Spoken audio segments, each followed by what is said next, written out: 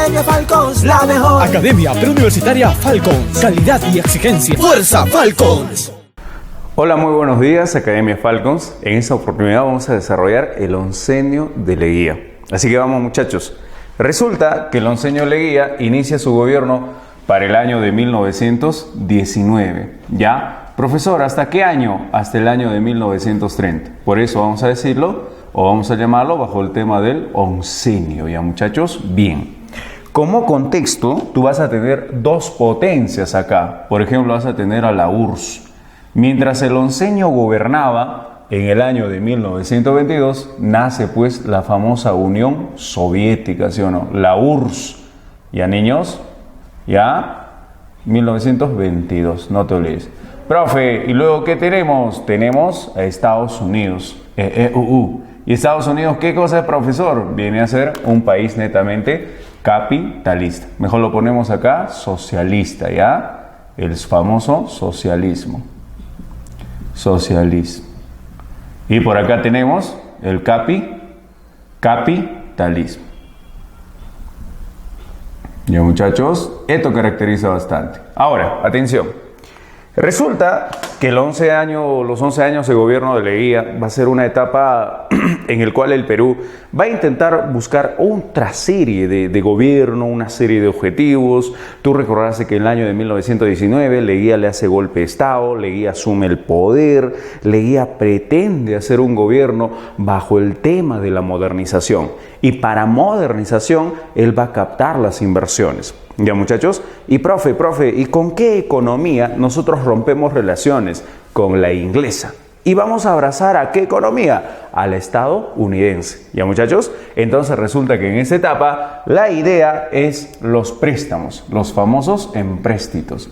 ¿Y los empréstitos de quién, profesor? Es obviamente de los Estados Unidos. Vamos a tener un acercamiento a los Estados Unidos.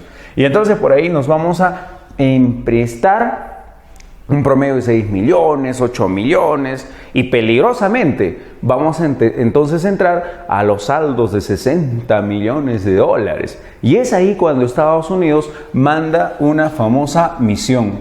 ¿Cómo se llama la misión, muchachos? La misión se llama la famosa Cumberland. ¿Ya? Cumberland. Profe, ¿quién viene a ser Cumberland? Ya, William Cumberland es profesor norteamericano de economía. Así que William Cumberland, cuando llega al Perú, va a crear. ¿Qué cosa va a crear, profesor? Va a crear la BR. Así que le ponemos completo. El banco, ¿ya? El Banco de Reservas. Profe, ¿por qué lo vamos a llamar Banco de Reservas? Resulta que reservas por nuestra materia prima, la BR. Y esta va a ser muy similar, le vamos a poner muy similar a lo que viene a ser la famosa FED. ¿Y qué viene a ser FED? El Banco Federal de los Estados Unidos, ¿ya? El famoso FED, no te olvides. Profe, y en esta etapa el Banco Federal, ¿qué cosa es lo que hacía? Lo que hace el Banco Federal es la llamada regularización, ¿ya? Regula. ¿Qué regula, profesor? Regula el dólar, no te olvides. ¿Ya, muchachos? Bien. Profe, ¿y entonces a qué viene William Cumberland? William Cumberland viene al Perú a hacer pues una serie de reformas, las llamadas reformas monetarias. Y en estas reformas monetarias van a juntar una serie de bancos, ¿ya? Van a juntar muchísimos bancos.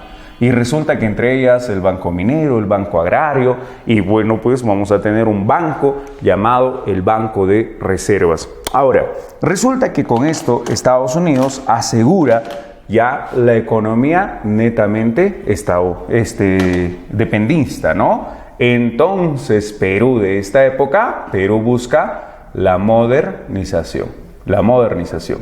Y si busca la modernización, ¿qué pretende, profesor? Captar. ¿Qué captar, profe? Captar inversiones. ¿Ya? Las inversiones. Oiga, profe, y en esta etapa, ¿qué cosa es lo que va a hacer Estados Unidos? Bien, que Estados Unidos de esa etapa, muchachos, va a controlar, por ejemplo, nuestro petróleo. Ya, tú sabes que tenemos petróleo en el norte. Va a controlar nuestras haciendas azucareras. Ya, las azucareras. Va a controlar nuestras haciendas algodoneras. Y en esa etapa, las lanas de ovino, las lanas de caprino, las famosas lanas, ¿ya? Profe, ¿y también la minería? Sí, mediante la Cerro de Pasco Mining Company, la famosa minería. Profe, ¿también van a controlar nuestro caucho? También controlan nuestro caucho. ¿Qué más? Resulta que ellos también van a controlar nuestro puerto principal de Callao.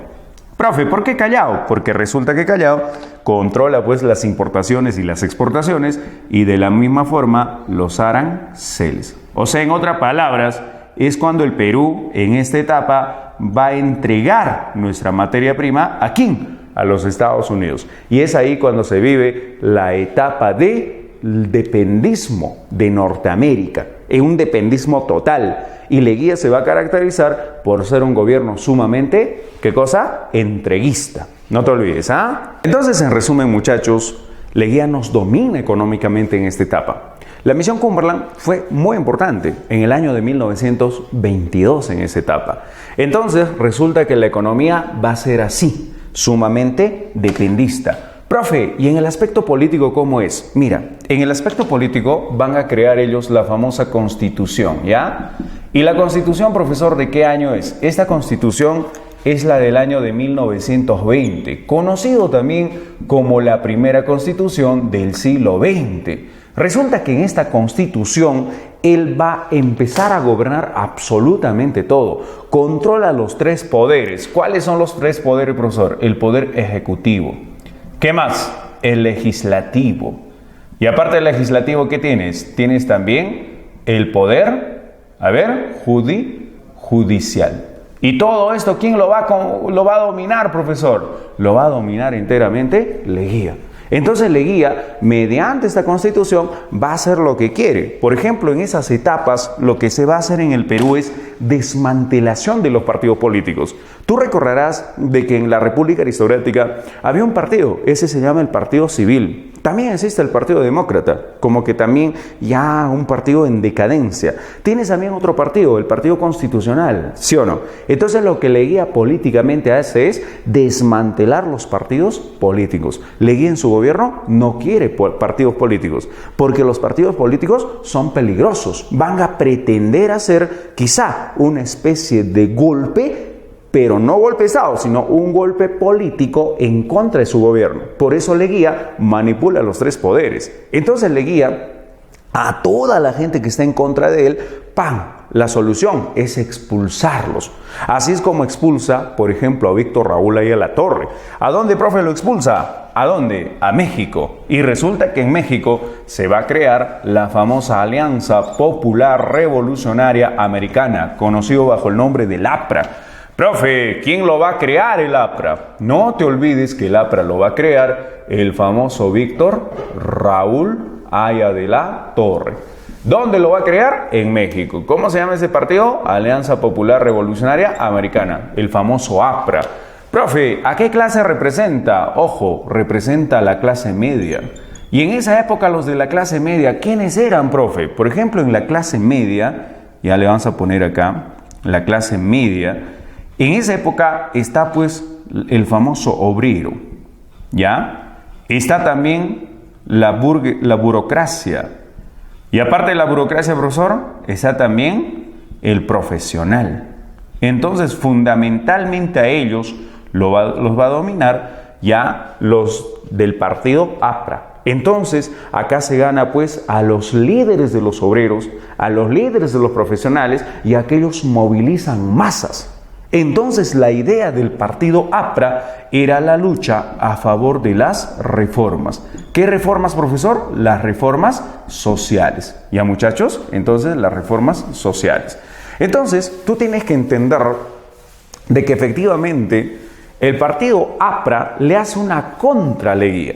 Entonces Leguía, frente a un partido como el APRA, muy populista, muy de la clase media, como que va a empezar a boicotearlo. ¿Ya? ¿No entiende, no? Profe, y aparte de eso, ¿a quién tenemos? Por ejemplo, tenemos al Partido Socialista, ¿ya? El Partido Socialista Peruano. Ese Partido Socialista Peruano, ojo, lo va a crear José. ¿Quién, profe? José Carlos Mariátegui. Entonces, José Carlos Mariátegui crea pues el famoso Partido Socialista Peruano. Y resulta que este señor representa a la clase baja, ¿ya? Ojo, José Carlos Mariátegui es de la clase media, pero su partido y su pensamiento representa a la clase baja. Y en la clase baja, profesor, ¿quiénes se encuentran? En la clase baja se encuentran los indígenas. Y en esa época los indígenas, ¿qué querían, profesor? Querían la reivindicación social. Y resulta que él plantea las famosas reformas, ¿ya? ¿En qué consiste la reforma, profesor? Fundamentalmente en las reformas de la sociedad, pero para los temas de las agrarias. ¿Ya, muchachos? Muy bien. Oiga, profe, ¿y luego qué tenemos? Por ejemplo, acá tenemos a la primera feminista, ¿ya? La primera feminista. Por ahí se habla de Magda como antecesora, pero luego acá tenemos el feminismo ¿de quién? De María, ¿ya? María Luisa Alvarado Rivera. Alvarado Rivera. Profe, ¿qué es ella? Ella lucha por las razones sociales de lo que viene a ser las mujeres, papá. Las mujeres, no tanto así al poder, sino las mujeres como actrices fundamentales de la política y basta de los abusos de parte de los hombres, porque se vive un fuerte machismo. Las mujeres eran vistas como objetos del hombre. Entonces, de alguna manera, Magda, al igual que María Luisa, buscaban algo así como la aniquilación de ella. Nosotros queremos ser actrices, decía, ¿no? Actrices políticas, ojo, no actrices de telenovela. Entonces, en el tema de lo político, tú tienes esto. Te van a preguntar en el examen, los partidos del siglo XX, ¿cuáles son los partidos del siglo XX? El APRA y el Partido Socialista. No vayas a marcar ahí Partido Comunista, no. ¿Cuándo tenemos el comunismo? Tras la muerte de José Carlos Mariátegui. Cuando Mariátegui muere, el socialismo ya no va a ser socialista, sino vamos a tener al comunismo ya con otros representantes. ¿Ya, muchachos? Bien. Profe, y en el aspecto social, ¿cuál es la situación? Bien, en el aspecto social, señores, resulta que Leguía lo que pretende es dominar, ¿ya? ¿Dominar a quién? Dominar a las clases.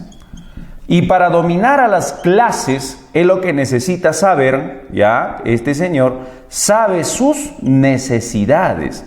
Y las necesidades de cada clase son totalmente distintas a las otras. Por ejemplo, en la clase alta, tú sabes, tienes a la oligarquía. Te recuerdo, la oligarquía vienen a ser hacendados de la costa, los grandes varones del azúcar.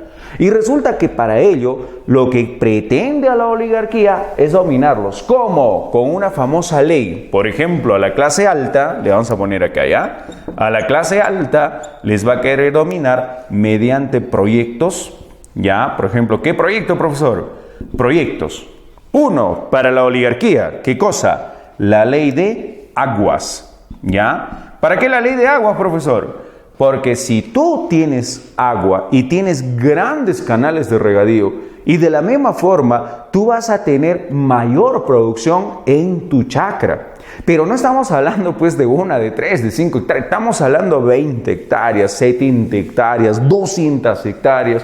Tú sabes que una hectárea es 10.000 metros cuadrados.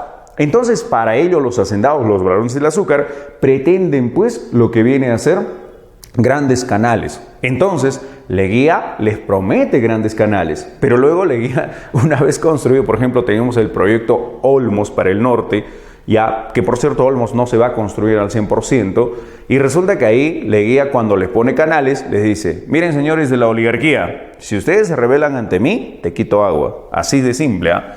Profe, y a los gamonales, la ley de carreteras. ¿En qué consiste la ley de carreteras? Por ejemplo, el gamonal, tú sabes, hemos desarrollado la clase anterior, el gamonal viene a ser el hacendado serrano, el hacendado de la sierra. Entonces al gamonal le va a decir, yo te construyo carreteras. Y acuérdate que el gamonal pretende sacar su producción hacia la costa. Para ello le da ley de carreteras. Chévere, ¿ah? Profe, y en esa etapa, ¿a quién vamos a tener acá? Vamos a tener a la burguesía, ¿ya? ¿Y la burguesía entonces qué vienen a hacer? Tú sabes, son comerciantes, son empresarios.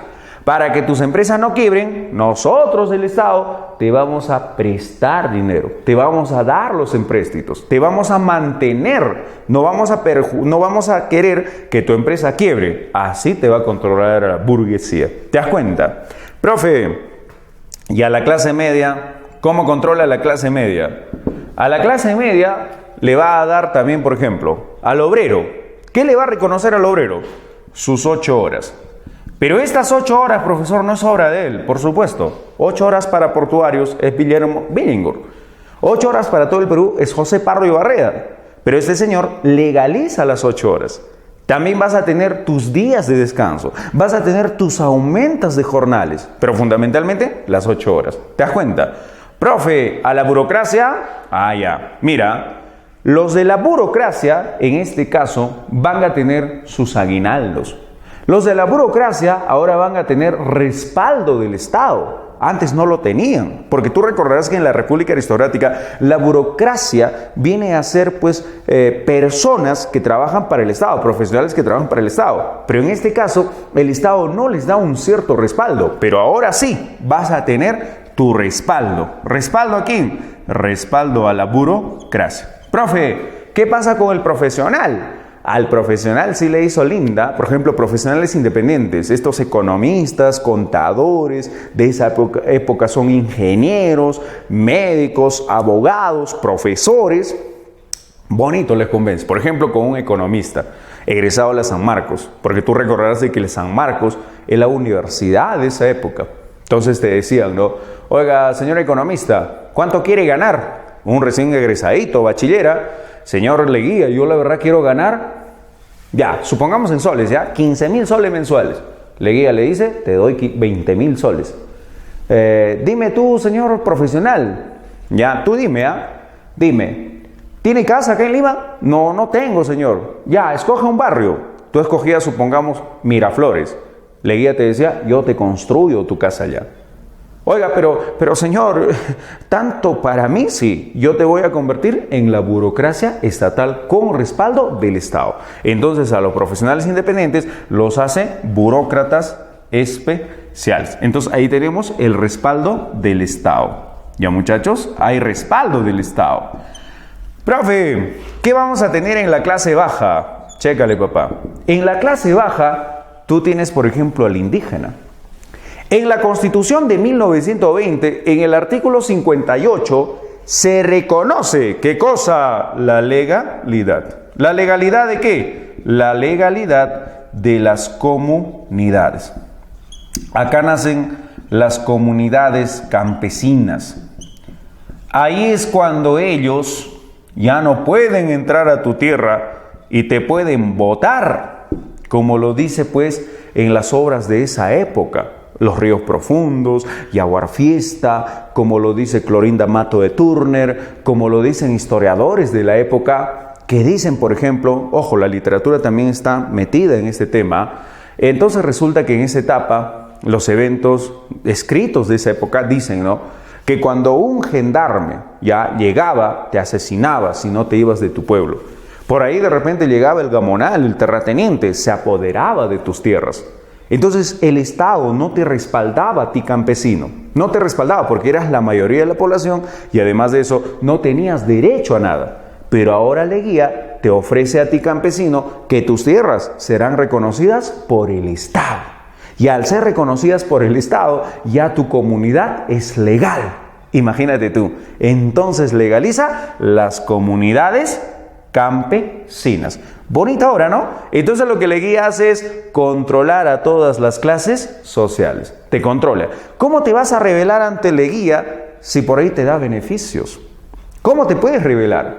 Entonces, ¿quiénes sacan a flote todo esto? La prensa, hermano. La prensa. La prensa de esa época le hace una contra Leguía.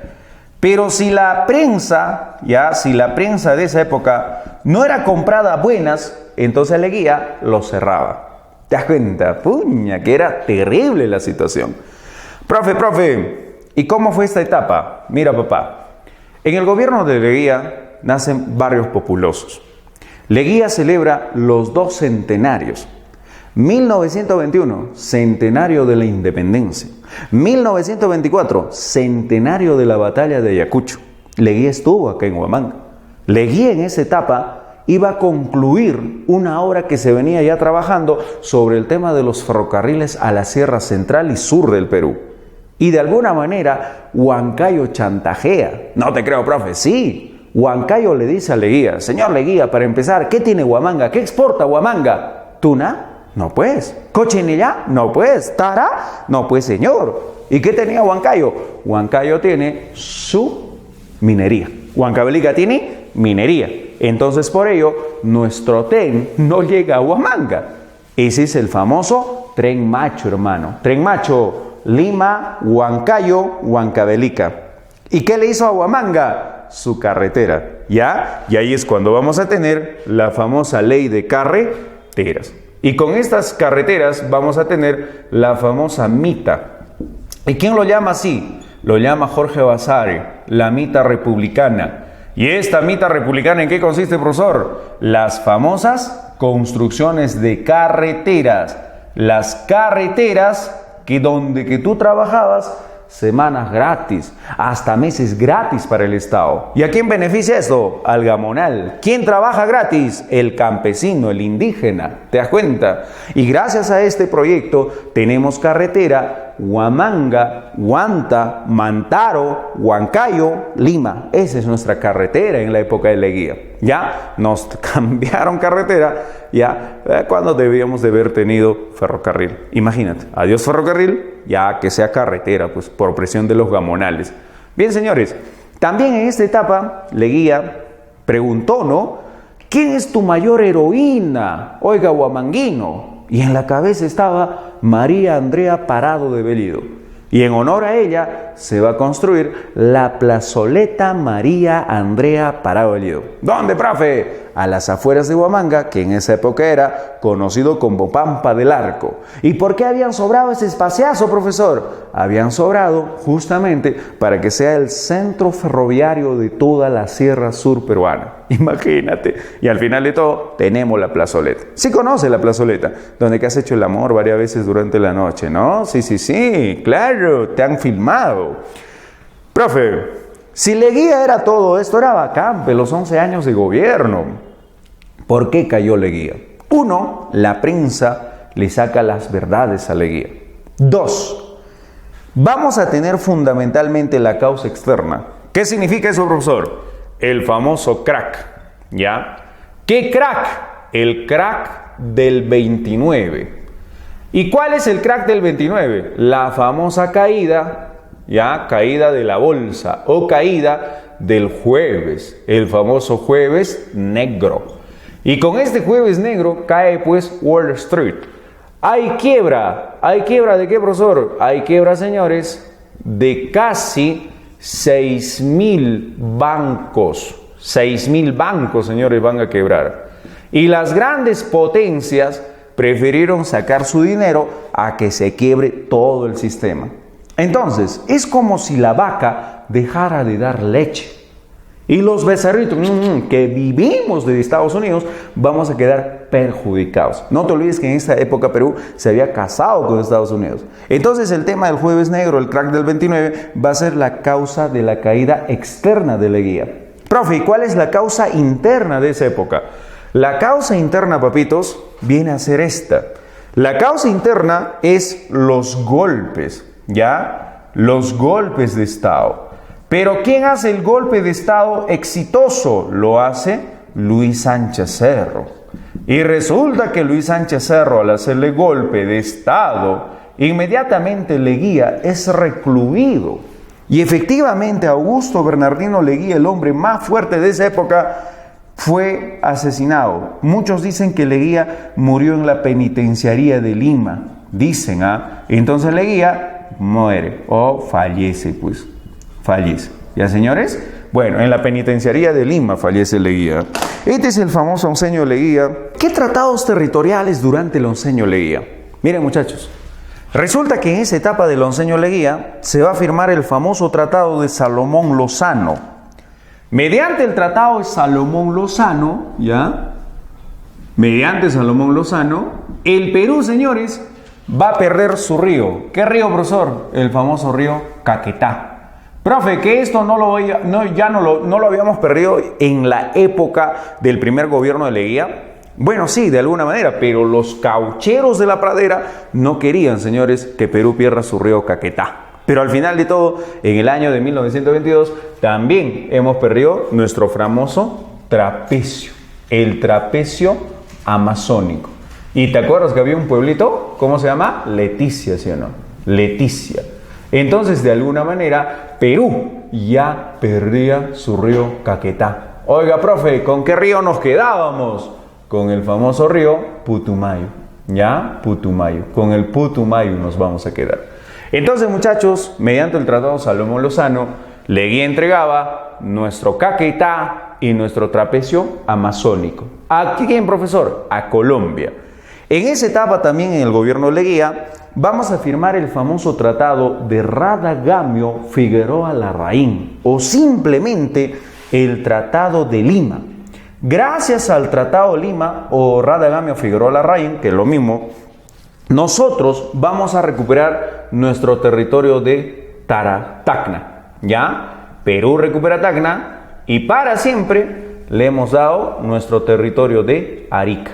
No te olvides, ¿ah? Entonces Perú recupera Tacna. ¿En qué gobierno? En el gobierno de Leguía. Pero para siempre le hemos dado Arica a Chile. No te olvides, ¿ah? Bien, señores, este ha sido el onceño de Leguía. Bien, como te decía, hubo golpe de Estado, Sánchez Cerro hace golpe, inicia en el Perú la famosa anarquía, la anarquía del 30. En esta anarquía del 30 vas a tener gobernadores como Manuel Ponce, Luis Sánchez Cerro, Mariano Holguín, Ricardo Leoncio, David Samanés o David Samanés, como quiera llamarlo, y esta anarquía del 30 trae las llamadas juntas. Ya, muchachos, las juntas de gobierno.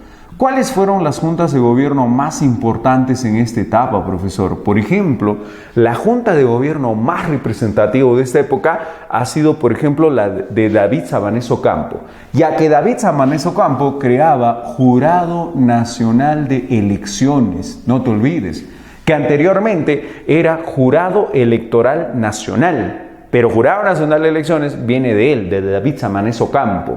Profe, y en esa etapa, ¿qué vamos a tener? Vamos a tener convocatoria para elecciones.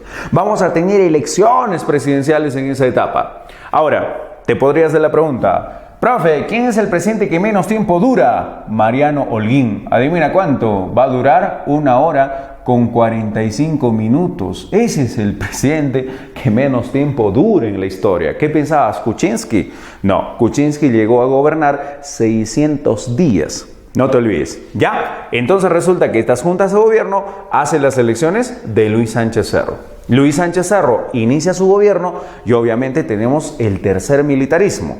Inician nuevamente los militares en el poder. Pero esa etapa ha sido dividida en varias. Por ejemplo, la democracia endeble. La democracia endeble es Luis Sánchez Cerro, Óscar Raimundo, Manuel Prado Ugarteche y está Bustamante y Rivero. Aunque para otros autores tercer militarismo es Cerro y Óscar Raimundo Benavides, incluyendo la anarquía del 30.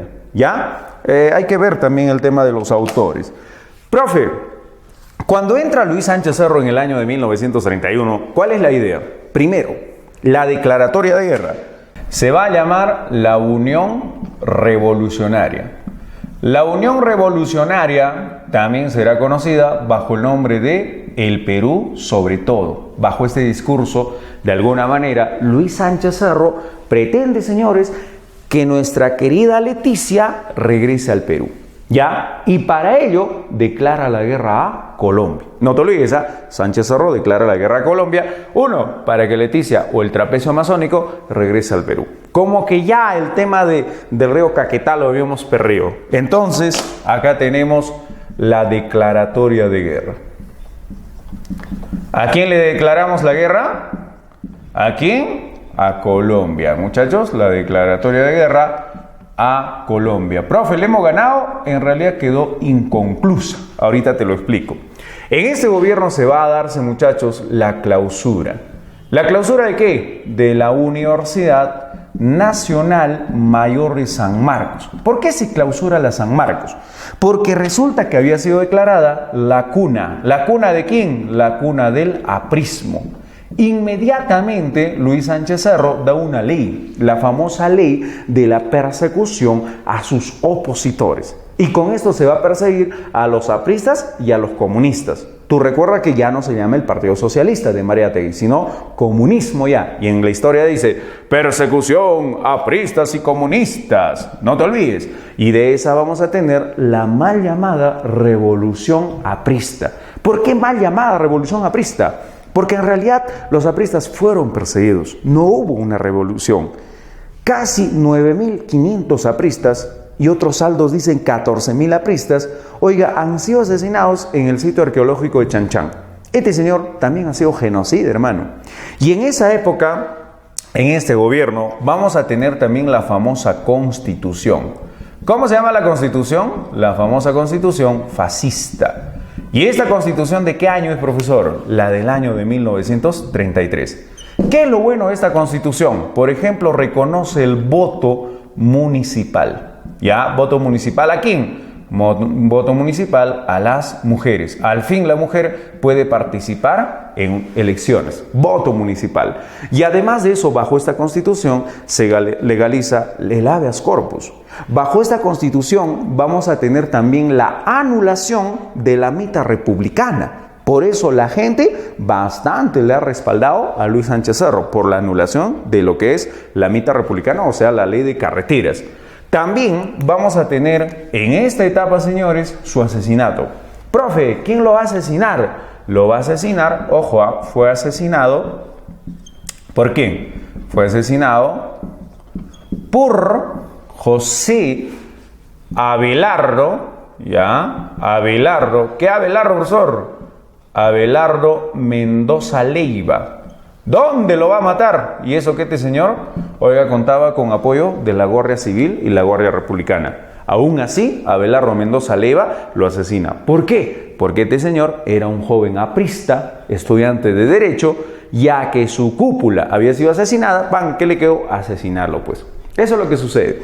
Profe, ¿qué más? Algo importante en el campo de la economía, ¿ya? La economía, todo gira en torno a la economía, pues, hijitos. Y en el campo de la economía, señores, vamos a tener otra misión. ¿Cómo se llama esta misión, profesor? Esta misión se llama la misión Kemmerer, ¿ya? Kemmerer.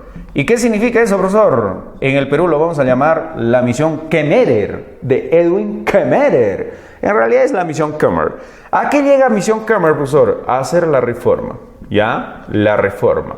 Y esta reforma da creación, ojo, acá se va a crear, le vamos a poner acá, creación.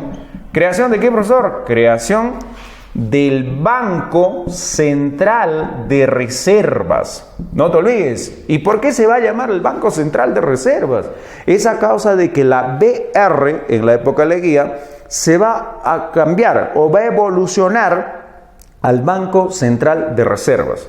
Entonces, Banco Central de Reservas se convierte en el banco principal del Perú. Pero no te olvides de que en el gobierno de Leguía es BR. Acá se llama BCR. Muchos dicen, no, Leguía es BCR. No. Banco de Reservas, hermano. Y acá se llama Banco Central de Reservas. Inclusive que ya luego lo van a llamar el Banco Central de Reservas del Perú. Bien, resulta que Cerro, como te dije, fallece en gobierno. Inmediatamente todos dijeron, señores, que sea el presidente Víctor Raúl Haya La Torre. Y entonces Jurado Nacional de las Elecciones no quiere a Víctor Raúl. Y inmediatamente quien asume el gobierno es este señor, Óscar Raimundo Benavides. En el gobierno de este señor, fundamentalmente en el año de 1934, vamos a tener, señores, el fin del conflicto. Este fin del conflicto va a ser con Colombia. ¿Y cómo es eso, profe? Mira, papá, vamos a firmar en esa época el famoso protocolo. ¿Qué protocolo? El protocolo de Río. Gracias a este protocolo de Río, Perú finaliza toda iniciativa de los caucheros para recuperar nuestra Leticia. En otras palabras, el protocolo de Río finaliza Caquetá, Colombia, trapecio amazónico, Colombia, Perú queda con Putumayo. ¿Te das cuenta? Ahí finalizó todo conflicto con Colombia. Y también este señor va a crear el famoso seguro. ¿Qué tipo de seguro? El seguro social obrero. Ya, muchachos, mientras él todavía gobernaba, vamos a tener en el año de 1939, ¿qué cosa? El estallido. ¿Qué cosa estalla? Estalla la Segunda Guerra Mundial. Ya, muchachos, acá estalla la Segunda Guerra Mundial. Ahora, si alguien me hace la pregunta, ¿quién afronta toda la Segunda Guerra Mundial? Ese no es Óscar Raimundo Benavides. Este viene a ser Manuel Prado y Ugarteche. ¿Por qué generalmente a esta etapa lo llaman la democracia endeble? Por una razón.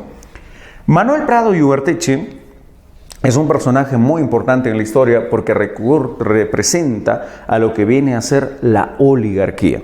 O sea, los oligarcas al poder. ¿Con quién? Con Manuel Prado.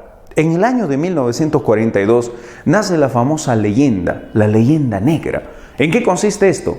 Consiste en algo así como la imaginación mediante la prensa de cómo su papi se había fugado en plena guerra del Pacífico y por eso le habían llamado traidor a la patria. ¿De quién estoy hablando? De Mariano Ignacio Prado. ¿Quién es su hijo? Manuel Prado y Ugarteche. Con este señor, los oligarcas regresan al poder. ¿Por qué lo llaman la buena vecindad a él, profesor? ¿Por qué lo llaman así? ¿Por qué es la buena vecindad? La buena vecindad, muchachos, lo van a llamar por una simple razón. Porque regresa al APRA a la legalidad.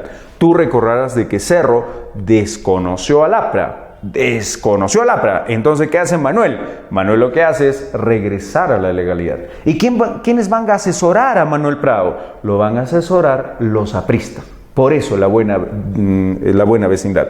Pero, paz y concordia, paz y concordia, va a ser ¿de quién? De Óscar Raimundo Benavides, porque él tampoco quiere pelearse con los partidos políticos. Paz y concordia. Pero buena vecindad, lo vamos acá. Ahora, profe, ¿y Manuel Prado qué hace? Por ejemplo, en el gobierno de Manuel Prado, en el año de 1941, vamos a tener la famosa guerra, la guerra del 41. Esta guerra del 41 será, pues, con el país del Ecuador. ¿Por qué con el Ecuador, profesor? Miren, muchachos, resulta que esta es la situación. Según Ecuador, y en su mapa estipula en el año de 1940 al 42, así mira. Ecuador es esto, en el mapa ecuatoriano. Según Ecuador, su territorio es hasta el río Alto Marañón. Este es el famoso Marañón. Y también sería con el río Napo y desembocaría en el famoso Amazonas al sur del Putumayo. Este es Amazonas, este es el río Marañón, este es el río Napo. En otras palabras, esto le pertenece ¿a quién? Le pertenece a Ecuador, según los ecuatorianos. Pero según nosotros, según nuestra mapa, Perú es hasta acá. Y acá tienes los territorios, territorios de Quijos y Canelos. Acá tenemos esos territorios, Quijos y Canelos. Y para nosotros nos pertenece todo esto. Y resulta que por ahí han dicho que los ecuatorianos habían llegado al río Zarumilla, habían invadido nuestro territorio. Perú hace esa demanda. Y Ecuador dice, ¿cuál le he invadido? Esto es mío, me pertenece. Y ahí se intentan hacer recordar las etapas del virreinato, del virreinato, por ejemplo, de Nueva Granada, del Perú, que el rey había reconocido, etc. Si tú quieres saber el problema real con Ecuador y por qué hemos tenido hoy tantas guerras, tantos conflictos, por favor te invito al grupo de la Academia Falcons a visitar mi página de YouTube, Está con Nelson, ¿sí puedo, no, señorita Chendi? Nelson Aquino, un espacito, el coleccionista, así juntito está, el coleccionista. Revísalo, por favor. Ojo, yo no estoy haciendo publicidad a ninguna academia ahí, ni para que se amarguen. Yo les invito a ustedes, chicos de la Academia Falcons, visiten por favor esta página, hagan la compartan, y ahí ustedes van a ver ¿Cuál es el problema con Ecuador? Ahí he hecho un pequeño video de casi 18 minutos, creo, que hablo sobre el Ecuador, los inicios, los problemas, los tratados, los convenios, en qué terminó. ¿Ya? Pero sí te lo voy a decir en resumen en esta clase. En resumen, no es un problema de hoy. El problema viene a ser desde el nacimiento del Ecuador. Acuérdate que firmamos Pando Noboa. Y luego Ecuador nos hace problemas en el gobierno mismo de Cáceres, luego en el gobierno de Leguía, luego acá en el gobierno de este señor, de Manuel Prado y Ugarteche. Los ecuatorianos quieren tomar este territorio. Perú obviamente dice, no, mío es hasta acá. Y al final de todo, esta guerra ha sido cuando Perú hizo retroceder a los ecuatorianos. Imagínate tú, en plena Segunda Guerra Mundial, Perú estaba casi desarmado, Ecuador estaba armado hasta los dientes. Y al final de todo, los peruanos mandamos pues a nuestras armadas. Y efectivamente hicimos retroceder al Ecuador. Y en esa guerra del 41 vamos a tener nuestros héroes.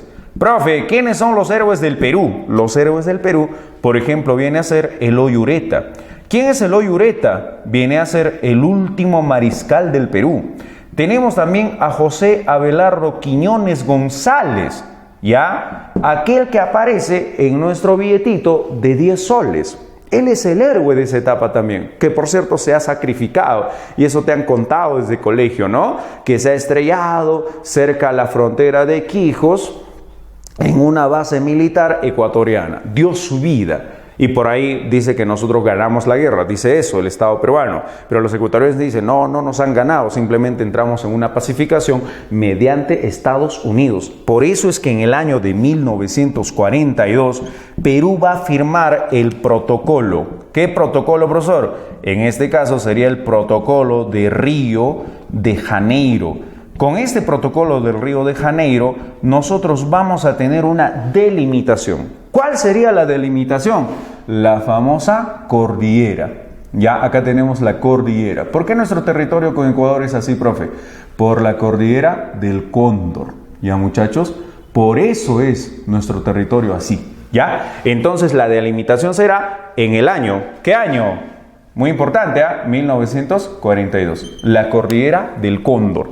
Entonces resulta que el protocolo de Río de Janeiro va a tener países que van a intervenir en esta pacificación. ¿Quiénes son? Clásico, Estados Unidos. ¿Quién más? Tienes ahí a Brasil, porque en Brasil se firma. ¿A quién más? Chile también promociona la pacificación. ¿Quién más? Argentina también. Entonces, estos son conocidos como los países garantes. ¿Países garantes para qué, profesor? Para finalizar la guerra con el Ecuador. ¿Sí? Ok. Ahora, profe, ¿quién afronta toda la Segunda Guerra Mundial? Obviamente, en el año todo esto se da en el contexto de la Segunda Guerra Mundial. Entonces, este señor afronta, ¿ya? Afronta. ¿Qué afronta? La Segunda Guerra Mundial. Profe, ¿es cierto que en la Segunda Guerra Mundial el Perú ha participado? Sí. No con armamentos, no con nuestra armada, no hemos ido a invadir a Alemania, no. Hemos apoyado a Estados Unidos. Nos sentimos parte de Estados Unidos. Y es ahí cuando nosotros en plena guerra también vendimos nuestra materia prima. Han aumentado nuestra materia prima. ¿Cuál es, profe? La lana, el azúcar, el algodón, la minería. Hemos exportado. Imagínate, en la Primera Guerra hemos exportado, en la Segunda Guerra hemos exportado. Pero Perú, profesor, ¿era potencia económica? No, vamos a romper los mitos. Perú no es potencia económica. Al contrario, Perú sufre de hambre. ¿Pero por qué, profe? Si nosotros exportamos un montón, entonces deberíamos de estar bien económicamente. Resulta que los empresarios preferían sembrar más azúcar, más algodón para su exportación. Entonces, productos de necesidad de consumo no lo vamos a sembrar. Producto del cual el Perú sufría de hambre. En plena Segunda Guerra Mundial, imagínate. Bueno, resulta que toda la Segunda Guerra Mundial se dio en el gobierno de Manuel Prado y Ugarteche. En el año de 1945 finaliza la Segunda Guerra Mundial. También finaliza el gobierno de Manuel. ¿Y quién inicia en el gobierno? Luis Bustamante y Rivero, que por cierto, él es el creador del partido Frente Democrático Nacional. Frente Democrático Nacional. Tú recordarás de que este señor es un notable abogado arequipeño. Y resulta que este señor va a ser alguna vez presidente. Chécale, ¿ah? ¿Presidente qué, profesor? Presidente de la Corte, ¿ya? La Corte Internacional, ¿ya? Internacional de Justicia, ¿ya? De Justicia de la Haya. De Justicia de la Haya. Por ahí muchos han dicho, el máximo representante del Perú a nivel internacional. Siempre se ha hablado de Pérez de Cuéllar, quien llegó a ser secretario general de la ONU. Pero no olvides de Bustamante, que llegó a ser presidente de la Corte Internacional de Justicia. Y además de eso, este señor también se casa con Estados Unidos. Y es ahí cuando Perú se integra. ¿A qué se integra, profesor? Por ejemplo, a la FAO, a la ONU, también a la OIT. Y todo mercado, toda organización relacionado con los Estados Unidos. Y su experiencia le ha ayudado a él, ¿para qué? Para la famosa creación. ¿Creación de qué, profesor? Creación de la ley marítima. ¿Y en qué consiste la ley marítima? La ley marítima consiste en la creación de lo que viene a ser las 200 millas marítimas. Ya, muchachos, las 200 millas marítimas. Entonces, las 200 millas marítimas han sido creadas, ojo, en el año de 1947, ¿ya? Y resulta que en esa etapa alguien salía de nuestro puerto principal de Callao. ¿Te acuerdas? ¿Te acuerdas? ¿Quién? Este señor viene a ser, ¿quién? Thor Heyerdahl. Y Thor Heyerdahl en esa época salía de nuestro puerto principal de Callao y hacía su viaje ¿de qué? El viaje para contradecir a Paul Revere. Mientras esto se daba, en el Perú se creaba las 200 millas marítimas. Y en el mundo, profesor, la famosa Guerra Fría. Y habían dos potencias, la URSS y Estados Unidos. No te olvides, ¿ah? Bien. Profe, y luego de ello tenemos el famoso ochenio. El contexto es dos potencias. En el Perú tienes a Manuel Apolinario Odría, aunque algunos lo llaman Arturo Odría, ¿no? Resulta que la historia lo conoce como Manuel A. Odría. Y en la historia lo vamos a llamar como el llamado ochenio. ¿Por qué el ochenio? Por los 8 años de gobierno. No te olvides, ¿ah? Ahora, Manuel Apolinario Odría, su famosa frase es hechos. ¿Te acuerdas o no? Hechos y no palabras. Cuando la gente le criticaba, le decía, oye, tú solo hablas. No. Hechos y no palabras, decía él. Como política de Estado va a ser salud, educación y trabajo. Te vas a acordar por la palabra tengo sed. ¿Ya? Salud, educación y trabajo. También este señor decía, ¿no? Doy mi vida por mi patria, mi corazón por Tarma. No te olvides. Este señor es tarmeño. Ahora, en el gobierno de Odría, señores, vamos a coincidir nosotros con la famosa guerra. ¿Qué guerra, profesor? La guerra coreana, ¿ya? La guerra coreana. Tú recordarás que en esa época Corea se había dividido en dos, Corea del Norte y Corea del Sur. Corea del Norte era pues posesionario, los de la URSS, y Corea del Sur, Estados Unidos. ¿Y Perú qué hizo? Aumenta sus exportaciones, ¿ya? Entonces acá Perú aumenta. ¿Qué aumenta, profesor? Aumenta sus exportaciones. ¿Ya? Y estas exportaciones, profesor, ¿de qué cosas serán? Como las que acabamos de decir. El petróleo, el azúcar, la minería, la lana, el caucho, etc. ¿Ya, muchachos? Entonces, ahí es cuando se vive en el Perú la famosa bonanza económica. ¿Y esta bonanza económica va a ser beneficioso? Sí. ¿Para todas las clases? Sobre todo para la clase trabajadora, porque se aumentan los proyectos laborales. Y es ahí cuando vamos a tener la famosa migración. ¿Ya, muchachos? Acá se da la migración. ¿La migración de dónde a dónde, profesor? Migración del campo a la ciudad. Del campo a la ciudad. Una fecha preguntaron sobre los chinos, preguntan bastante, ¿eh? Por ejemplo, preguntaron sobre el tema mismo de lo que es la música. Decía, ¿no? ¿Durante qué periodo de la historia se dio la migración masiva del campo a la ciudad y de la misma forma la musiquita? Tú recordarás que en esta etapa funcionaba o era muy funcional la música del jilguero, del huascarán, No es Gilero, es Jilguero del Huascarán. En esa etapa los serranitos y los de las partes más necesitadas económicamente, ¡pum!, nos vamos a ir a Lima. Y de la misma forma, esta gente que extrañaba a su pueblo, ya que tenía sus hijos, ellos deciden crear por sus padres, a partir del huaynito, lo que viene a ser la chicha. Y ahí es cuando la chicha nace. La chicha nace del huayno. Y luego los descendientes de esos migrantes fusionan huayno y chicha y nace la cumbia. Tiene también su historia, muchachos. Y resulta que en esa etapa vamos a tener la fuerte migración del campo a la ciudad. ¿Qué más? ¿Qué más? En esta etapa vamos a tener también la construcción de nuestro estadio nacional. En esta etapa vamos a tener también en el gobierno de Odría lo que es el aumento de las exportaciones. ¿Qué más, profe? En esta etapa vamos a tener también el voto. ¿Qué voto, profesor? En este caso sería voto universal. ¿Universal de qué? Universal de las mujeres, hermano. Muy importante en el ochenio.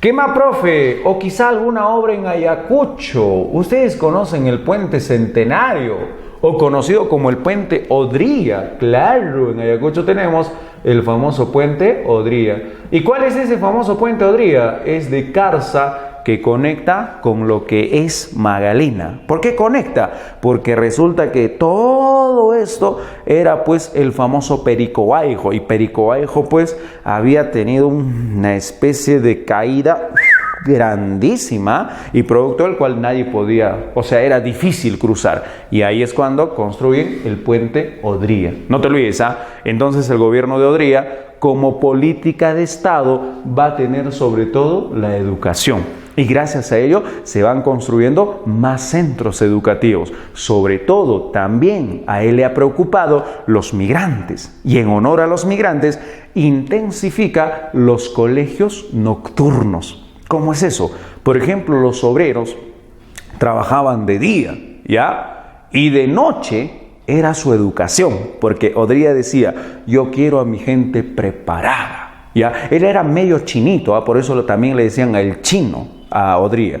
Entonces, de noche se educaba pues los hijos de los obreros y los mismos obreros también. El ingreso era más o menos 5:30 de la tarde hasta cerca a las 11:30 de la noche. Así era la educación de los obreros. Inclusive estos rezagos van a funcionar hasta la época de Alan García en nuestras ciudades. Aquí en Huamanga también había, y en los anexos también habían los colegios nocturnos, ojo, ya, que luego pues le da más fuerza a los colegios agropecuarios, ¿ya? Muy bien, entonces Odría, muy importante en nuestra historia. Luego de esta viene el reformismo civil moderado. Pero, profe, ¿algo se ha hecho para la defensa nacional? Por supuesto. El famoso CAEM, ya le vamos a poner acá, el CAEM. ¿Qué significa CAEM? El CAEM viene a ser Centro Alto de Estudios Militares. En este gobierno también llega una famosa misión. ¿Cómo se llama la misión? La misión CLAIM. ¿Y qué es la misión CLAIM, profesor? La misión CLAIM viene a ser una misión que llega primero a Chile para la reforma monetaria, y esto de alguna manera repercute al Perú. Y en el Perú, ¿para qué va a ser la misión CLAIM? Para aperturar mercados externos. Serían algo así como los orígenes de los tratados de libre comercio. Pero ¿cuándo se dan los TLCs? Ya en el gobierno de Toledo. Ojo, ya acá se dan los inicios con la misión CLAIM. Y luego de esta, luego de los 8 años, vas a tener a Manuel Prado y Ugarteche. ¿Y cómo lo conocen? Lo conocen bajo el nombre del reformismo civil moderado. Así lo van a llamar, ¿ya? Nuevamente regresa la oligarquía al Perú. El oligarca en el Perú, señores, Manuel Prado. Y este señor decía una famosa frasecita, ¿no? Vota por Prado. Ya, vota por Prado. Ya gobernó, Vota por Prado. Tú ya lo conoces. Bacán, ¿no? También lo vamos a llamar la convivencia. Resulta que Manuel Prado y Ugarteche en esa etapa lo que hace es algo fundamental. Por ejemplo, en su gobierno se crea, ya muchachos, se crea el famoso o la famosa ya Irak. ¿Qué es ese Irak, profesor? Te vas a acordar por Irak. Instituto de Reforma Agraria y Colonización. La palabra es Irak. Te vas a acordar por esa frasecita. Irak, ¿qué es? Tiene que ver con el tema de la reforma agraria. Profe, ¿es cierto que la reforma agraria es un tema solamente de Velasco? No. En el gobierno de Velasco sí se da la reforma agraria, pero acá se crea el Irak, ¿ya? Ahora, ¿qué vamos a tener acá como situación? Resulta que esto va a impulsar de que la tierra debe ser para quienes los trabajen, que por cierto tampoco es un tema de este gobierno. Este tema lo viene discutiendo desde la República Aristocrática. Tú recordarás los 7 ensayos de José Carlos Mariátegui. Fue publicada en el año de 1928 y ahí se habla de la reforma agraria. Y acuérdate, hay un subtítulo que dice el problema del indio. Y si tú lo lees, el problema del indio, o sea, el campesino, es el patrón, es el trabajo. ¿Ya? Entonces acá, en honor a ellos, la reforma agraria. O sea, no te estoy diciendo que se está dando la reforma agraria, no. Se crea el Instituto de Reforma Agraria y Colonización. Por favor, léelo completo, ¿ah? Profe, ¿qué se va a dar en ese gobierno? Por ejemplo, en el año de 1957 se da la reapertura. ¿La reapertura de qué? La reapertura de la UNCH, ¿ya? De la Universidad Nacional de San Cristóbal de Huamanga. Ese es su nombre completo. Universidad Nacional de San Cristóbal de Huamanga. Se reapertura. Profe, ¿quién va a ser el primer rector de la reapertura? El primer rector de la reapertura se llama Fernando Romero Pintado, ¿ya? Profe, ¿quién era el ministro en esa época? Ministro de Educación. Era Jorge Basadre. Imagínate hoy tener a toda esta gente, ¿eh? Jorge Basadre. Profe, ¿quién es aquel literato que va a impulsar a que se reapertura nuestra universidad? Le vamos a poner acá literato. ¿Quién es? Julio Ramón Ribeiro. Te cuento un poquito, ¿ya? Cuando llega Fernando Romero Pintado acá a Huamanga, este señor viene a ser un retirado de la Marina de Guerra del Perú. Se da cuenta que la población mayoritaria de Huamanga era pues gente del campo, que necesitaban educación. Así lo demanda el apurimeño o el andahuaylino José María Arguedas, ¿ya? Producto del cual Julio Ramón Ribeiro también dice que la universidad debe reaperturarse para la clase popular, para los necesitados. El pueblo debe estudiar, ¿ya? Y además de eso, ya, nuestra universidad va a contar con el apoyo del ministro de Educación, con Jorge Basadre. Y entonces ahí es cuando entra en reapertura. Profe, ¿cuándo entramos en funcionamiento? En el año de 1959. Y en esa etapa, señores, vamos a tener grandes maestros de la reapertura. Imagínate tú, la universidad pretendía competir con la San Marcos y la Católica del Perú. Por eso la idea, tener a los mejores maestros. Te voy a mencionar algunos. Por ejemplo, era Luis Guillermo Lumbreras, recién egresadito de la Universidad Mayor de San Marcos, profesor de acá de Ayacucho. Oiga, ¿quién más? Julio Ramón Ribeiro. ¿Quién más? José María Arguedas. ¿Quién más? El mismísimo también Abimael Guzmán Reynoso, que tú ya conoces en la historia como el arequipeño que hizo una gran revolución, de ideas. Él fue profesor de filosofía. Entonces, en esa etapa lo que vamos a tener en Ayacucho es una universidad que va a romper todo protocolo. Profe, alguito sobre la universidad. Resulta que esto es en resumen la universidad. Lunes a viernes era la educación obligatoria, participación en centros en nuestro claustro universitario. Tienes que estar ahí en la universidad. Los días sábados eran las llamadas faenas universitarias. Y gracias a ello se ha ganado, espacios para la universidad, como propiedades para la universidad. ¿De quién estamos hablando? Del famoso Proyecto Pastos, que sí lo conoces, ¿no? Está pues a la espalda de lo que es la residencia, que también la residencia se gana. También de lo que hoy viene a ser la ciudad universitaria, módulos. también lo ganan ahí. Lo que viene a ser, por ejemplo, Covadonga. Covadonga es de la universidad, que luego ya en la década de los 80, la gente que vino a las comunidades, ¡pam!, se ganó Covadonga. Han robado la Universidad Covadonga. ¿Qué más, profe? Por ejemplo, en Totoría, la universidad tiene también sus chacras. Alpachaca y otros. Entonces, la universidad de esta época va a tener la primera facultad de Ciencias Sociales del Perú. Ni siquiera San Marcos lo tenía. ¿Y quién lo crea? Luis Guillermo Lumbreras, su primer decano. Imagínate. Profe, ¿es cierto que en esa etapa también se va a crear la primera tuna de América en Ayacucho? Sí, la famosa tuna universitaria es la primera de América Latina y lo está en Ayacucho. Tiene su historia. Oiga, profe, ¿qué más? La universidad de esa época era una universidad donde que era filosofía. La gente llevaba filosofía. Por eso la gente de campo se sentía más identificado con los pensamientos socialistas, pensamientos de Mariátegui, pensamientos de Lenin, pensamientos de Stalin, pensamientos netamente de Marx. Por eso la universidad no podría ser la palabra correcta mancharse, no, sino se ha identificado con esta lucha socialista. Y tú recordarás que en esa época habían dos potencias, ¿sí o no? Era la URSS de pensamiento socialista y era capitalista Estados Unidos. Entonces la UNCH era pues a la URSS y no así a Norteamérica. Ya eso lo cuenta Luis Guillermo Lumbreras en uno de estos pasajes históricos. Y también esto te comento de primera mano, profesores míos que fueron a la universidad eran estudiantes en esa etapa. Ellos comentan, pues no, pero era así, entonces eso de primera mano, una información se los estoy comentando a ustedes. Bueno, muchachos, se da la reapertura de vuestra universidad y también vamos a tener en esta etapa, ¿qué cosa, profe? Por ejemplo, el famoso boom, ¿ya? El boom pesquero.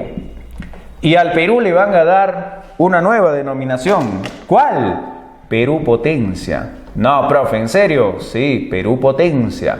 Pero potencia, ¿por qué? Porque resulta que en esa etapa, desde Chorrillos, oiga, señores, se sacaba, ¿o qué se saca? La famosa harina. ¿Harina de qué? Harina de anchoveta, ¿ya? Las anchovas de la anchoveta. ¿Y quién es este riquísimo del caucho? Mejor dicho, de la anchoveta, profesor. El hombre más rico, el empresario, el genio, se llama el famoso Luis Banchero Rossi, ¿ya? Luis Banchero. Muchos han dicho que Luis Banchero era extranjero. No, él es peruano, Luis Banchero Rossi.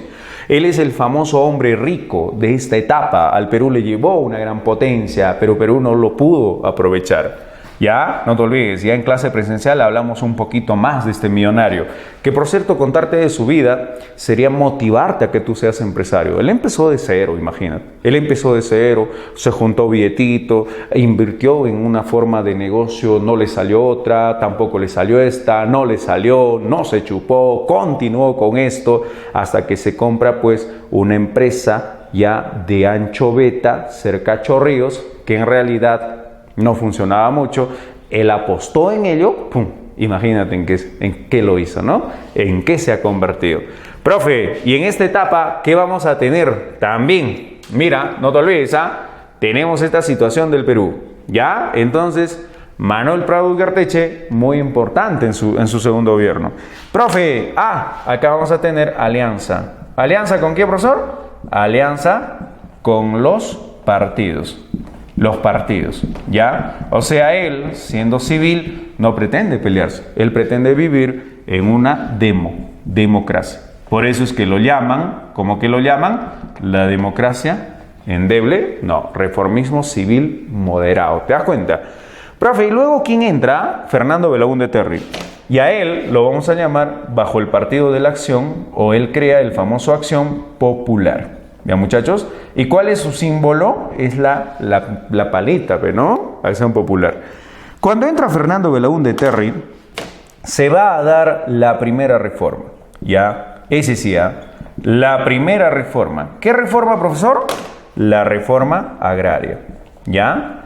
Y con esta reforma agraria, mis niños, lo que vamos a tener en esta etapa es esta, mira. Para la parte de la región del Cusco, ¿ya? Cusco, parte del río Vilcabamba, parte del río Mantaro por esta parte, ya en esta región se va a dar la llamada reforma agraria.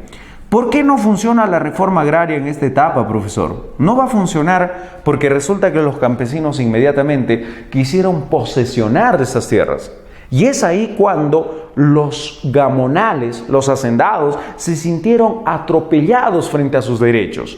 ¿Y qué han hecho? Como respuesta, asesinar a los posesionarios. Por eso la reforma agraria no funcionó en el gobierno de Belaúnde, pero acá sí se da la primera reforma agraria. Ya, muchachos, ¿qué más? En este gobierno vamos a tener una ley. Ya, esta famosa ley se llama Ley de Carreteras. ¿Qué carretera, profesor? Ley de Carreteras Marginales. Marginales, ¿por qué lo llama, profesor? Lo llaman así porque es enteramente para la selva, señores. Para la selva. ¿Y cómo es esto? Imagínate tú. Esta ley de carreteras marginales va a unir tres cuencas. De acá, el Orinoco. Por acá el Orinoco. Ya, tú sabes que el Orinoco está en el actual Venezuela. ¿Y se junta con quién? Con el Amazonas. Luego esta carreterita continúa por acá, por la Sierra Central, baja y va a llegar por la costa a lo que es el sur. ¿Hacia dónde, profe? Hacia el río de la Plata. O sea, en otras palabras, esta te va a juntar las tres cuencas más importantes. Esa es la obra emblema de ese señor. Por eso es que inclusive las carreteras de la selva, muchas de ellas se llaman Carretera Fernando Belaúnde Terra. No te olvides. Profe, y en esta etapa, ¿qué más vamos a tener? Por ejemplo, señores, en esta etapa vamos a tener en Ayacucho obras importantes. Por ejemplo, en Ayacucho, ¿cuál es la obra importante? Joven postulante a la UNCH. Tenemos acá, por ejemplo, la famosa carretera, incluyendo su asfaltada, carretera vía Libertadores. Y esa carretera, profesor, ¿por qué lo hizo? Porque resulta que para Huamanga, o llegar a Huamanga, era terrible. Era Lima, Huancayo, Mantaro, Huanta, Huamanga.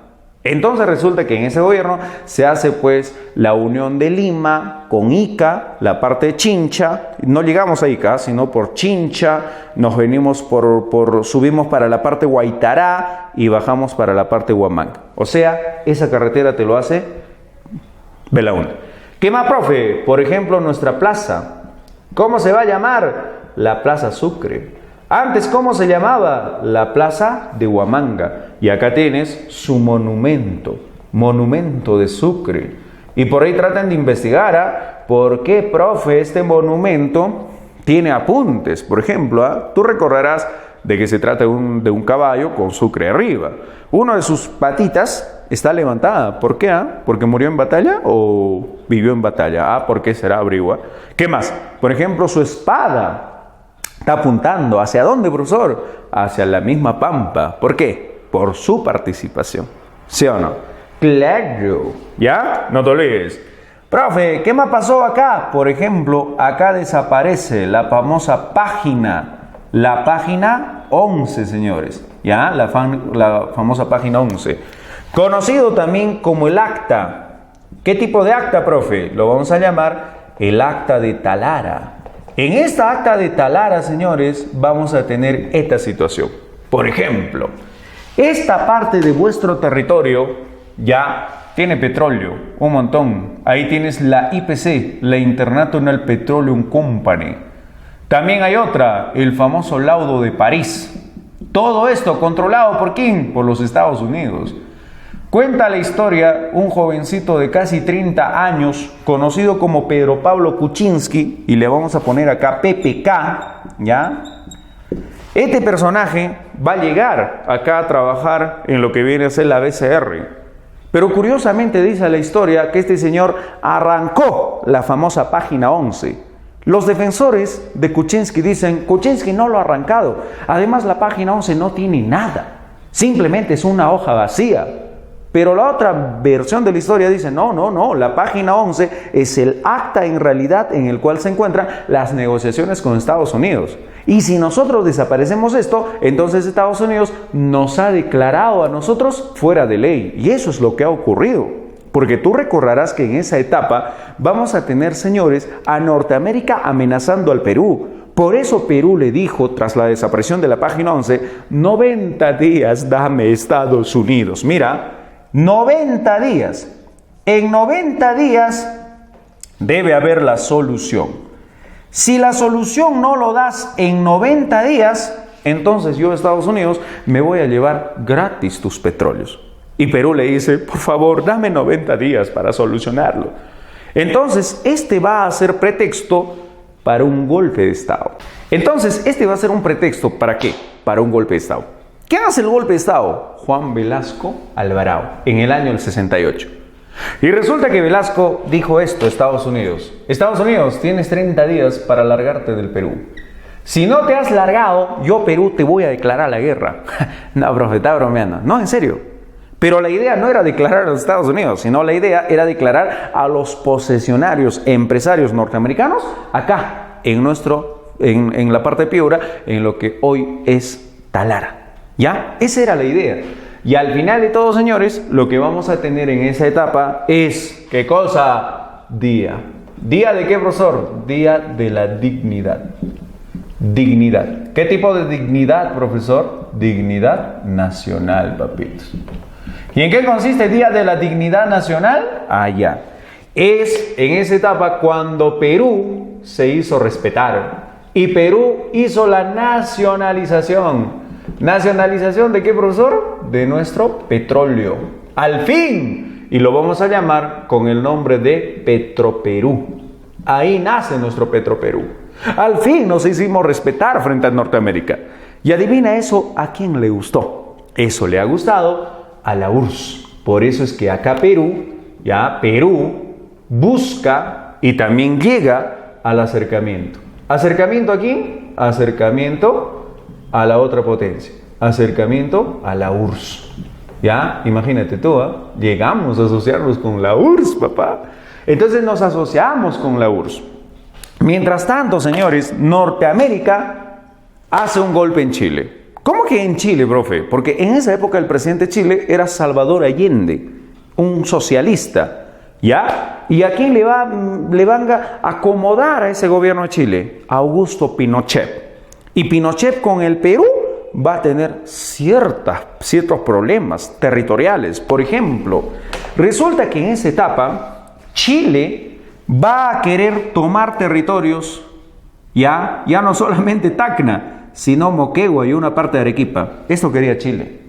Y resulta que Perú, en el gobierno de Velasco, oiga, como nos hemos asociado con la URSS, y te han dicho seguramente que entre la URSS y los Estados Unidos, quien te fabrica mejores armamentos, mejores tanques, mejores Chuck Norris, mejores Rambos, es obviamente la URSS.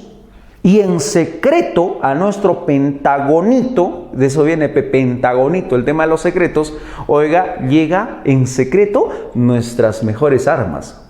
Cuando libremente Norteamérica le armaba a Chile. Por eso Chile, valientesazo, llegó a la frontera y le dijo a Perú, Perú, tienes 30 días para desocupar este territorio, porque yo lo quiero, si no, yo te declaro la guerra. ¿Qué hizo Perú? ¡Pam! Papá, desde Callao, volamos pues directo a la frontera, acá, directo a la frontera. Y resulta que ahí en la frontera amenazamos a Chile. Y a los machazos le hemos dicho, Chile, tienes 6 días para desocupar mis territorios. En caso no lo haces, yo no te declaro la guerra, yo te desaparezco.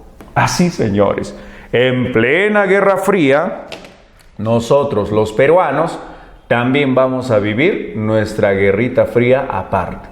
Y esta guerra fría aparte será pues entre Perú versus Chile. Profe, ¿y nos atacamos? No nos atacamos. Como te digo, guerra fría. Mientras las potencias tenían su guerra fría, Perú también tenía su guerra fría, pues, señores. Bueno, ¿cuál es el gobierno de Velasco? Plan Inca. Plan Inca significa un gobierno anti-imperialista. ¿Ya? antiimperialista o anti-velasquista, anti-Estados Unidos. Así de simple, anti-Estados Unidos, ¿ya? A él lo llaman el chino también, ¿ah? Era medio jaladito, el chino. Entonces Juan Velasco Alvarado en esa época decía esto: toda la vida Norteamérica nos ha hecho daño. Cuando ha querido vino, se ha llevado nuestra materia prima. Nos ha saqueado, nos ha robado. Yo no quiero eso del Perú. Yo quiero del Perú un país potencia. En eso trata la política del plan Inca. A Norteamérica le hemos puesto en su sitio, al fin. A Chile también. La URSS invierte en el Perú. Económicamente no, sino políticamente. ¿Te das cuenta? Entonces ahí, señores, tenemos una decepción del gobierno de Velasco. ¿Cuál, profe? Por ejemplo, la lucha. La lucha por la gratuidad. No lo hace Velasco, lo hace el pueblo. La gratuidad estudiantil. Y esta gratuidad estudiantil, señores, inicia, ¿sabes dónde? Lo voy a poner con iniciales nomás y allá, ¿ya? Oiga, en Huanta, luego Puno, luego Huaraz, luego la parte del Mantaro, también la parte del sur de Lima, lo que viene a ser la parte de la serranía. Entonces acá vamos a tener la lucha contra el Decreto Supremo 006. Este Decreto Supremo decía que si tú te jalabas un curso, entonces de alguna manera tú ibas a pagar. Si te jalabas 2 cursos, acumulabas. Si te jalabas 3 cursos y luego te votaban. Estaban, o sea, en otra palabra, sus ministros de educación de Velasco, lo que hacían era intentar una privatización. Y eso no le ha gustado al pueblo. Pero luego también se entiende la otra versión, que era un modelo de la URSS. Querían hacer de nuestros estudiantes gente responsable, gente preparada, ¿ya? Porque si tú a tus estudiantes les preparas bien y les das pocas opciones de fallar, entonces de alguna manera vas a crear una idea mediante la fuerza, el estudiante preparado, Perú fuerte. Un modelo de la URSS. El Perú eso no lo entendió. Sobre todo la gente del campo. Claro que la política como de educación no iba algo así como bien explicada. Entonces la gente iba pues, hoy dice así, hoy dice, ¿qué dice? Venga, dice. Clásico el peruano, como si fuésemos radios malogrados. La noticia iba. Y es ahí cuando los profesores informaban de otra forma al estudiante al papá, etc. Y ahí es cuando el Estado empezó a tomar Huanta, ¿ya? Y quien mejor te puede resumir esta famosa lucha es la famosa canción de la famosa Flor Amarilla. ¿Han escuchado la Flor Amarilla o Flor de Retama? La cancioncita, cuando dice, ¿no? Los hinchis entrando están. ¿Por dónde? Por 5 esquinas, ¿sí, no? Llevaron a la plaza, mataron hermanos campesinos, estudiantes de corazón. Profe, ¿y quién ha escrito esta canción? Ricardo Dolorier. ¿Y quién es la intérprete de esta canción? Martina Portocarrero. O sea, en otras palabras, resulta que esta gesta de lucha por la gratuidad estudiantil se ha iniciado en Huanta, mientras Huamanga decía amén. Por ello, señores, se va a hacer una reforma en el Perú. ¿De qué trata la reforma? La reforma trata de la famosa reforma educativa.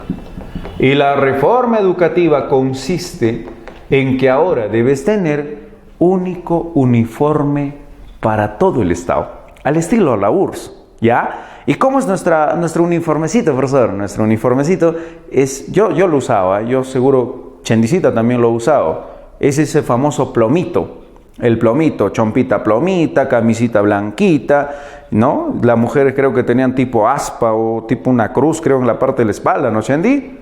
Ya ve, ese se da. Esa es la famosa reforma educativa, la gratuidad estudiantil. Y gracias a Velasco se da este sistema. Si no fuese por Huanta y la lucha, no se hubiese dado la gratuidad estudiantil. Profe, y aparte de eso, ¿qué tenemos? Tenemos también algo bacán, la famosa reforma educativa. Y la reforma agraria. ¿En qué consiste la reforma agraria, profesor, de acá del gobierno de Velasco? La reforma agraria nace bajo el sistema de campesino, el patrón ya no comerá más de tu pobreza. Y la idea de la reforma agraria era la tierra para quienes los trabajen. El campesino eufórico de esa etapa luchó por sus tierras para obtener las tierras, sin irnos muy lejos. Por ejemplo, conocen Las Vegas, ya como quien se aguanta, a la altura de la cueva de Piquimachay. Ahí, por ejemplo, tenemos una historia fascinante, en Las Vegas. Eso pertenecía pues a la familia de Las Vegas. Y resulta que la gente trabajaba de sol a sol en esas haciendas. Y resulta que luego, cuando se dio esta reforma educativa, hubieron organizaciones de los líderes campesinos. Y estos líderes lo que han hecho es desabastecer al señor hacendado y de alguna manera obliguen a su fuga o simplemente es asesinado. Y la familia de esa hacienda fuga para Lima. ¿Y qué han hecho los dirigentes? Se han repartido. Pero ahí ya no tiene que ver nada el Estado, porque resulta que entre dirigentes se han agarrado las chacras más productivas y a los demás les ha dado chacras hasta la UA. Por eso es que le ha preocupado esto a Velasco y crea pues una especie de cooperativas agrarias. El famoso CAPS para la costa y SAIS para la sierra. Y la idea era previa inscripción, previa evaluación, ibas a obtener tu chacrita. ¿Ya? Pero eso no se ha respetado en realidad. Por ejemplo, sin irnos muy lejos, acá en el Brae. Cuando la gente se ha ido al Brae, se ha agarrado tierras de cerro a cerro, de ladera a ladera, de río a río, de Cuenca es mucho ya. Oye, así se ha agarrado. Por eso es que en la selva hay familias nomás en un solo lugar, los González, los Auqui, los tal. Ustedes que son gente del Brae, seguramente saben de lo que yo estoy hablando. Pregúntale a tu viejito. Si tiene 70, 75, 80 años, te va a decir, yo soy colonizador del Brae. Te va a decir eso. Por eso se agarraban esas tierras. ¿Y a quién se lo deben? A Velasco y a su reforma agraria. Y si nos vamos a la otra versión de la historia, nos vamos a la versión de los de Lima, de los de la costa, de los del norte, ellos van a decir esto. A ver, señorita, van a decir esto. Por ejemplo, ellos dicen, nuestras enormes chacras van a ser repartidas. Antes los latifundios. ¿Qué significa latifundio? Tierras grandes. Ahora los minifundios. ¿Minifundio qué viene a ser? Tierras pequeñas. ¿Cómo es eso, profesor, en cristiano? En cristiano, mira, chécale en cristiano. Esta es una chacra grande. Lo vamos a llamar latifundio. Resulta que ahora Nelson agarra esto agarra Araujo, esto Riojas, esto agarra Freshman, esto agarra, por ejemplo, Osi, no, Osi, ay, ¿qué pasa? Etcétera, ¿ya? Y resulta que Nelson va a tener 4 hijos. Y voy a repartir entre mis 4 hijos. ¡Pam! Riojas va a tener 4 hijos. ¡Pam! Araujo va a tener 5 hijos. Va a repartir entre sus hijos. Ahí es cuando la versión costeña dice, fue un fracaso la reforma agraria. ¿Acaso el campesino tiene tecnología para producir la chacra y exportar? No, pues señores, es la peor estupidez como reforma agraria que se ha dado. Pero dime tú, clase popular, ¿te conviene la reforma agraria? Sí. ¿Vas a trabajar para exportar? No, vas a trabajar para ti, para la familia. ¿Cómo lo dicen esto? Autoproducción, ¿sí o no? Autoconsumo. Pero ya tienes tu tierra, pues. ¿Cómo viene en el examen de la UNCH? Toda la vida vino la mejor obra de Velasco, reforma agraria. Es la unión de las clases sociales en la reforma agraria. Ha beneficiado a la clase popular, la reforma agraria. No te olvides que la UNCH se ha reaperturado para la clase popular. Pero si tú te preparas en Lima, te van a decir que la reforma agraria fue lo peor que ha sucedido. Mucho cuidado a cuál universidad postulas, ¿eh? Bastante cuidado, bastante cuidado.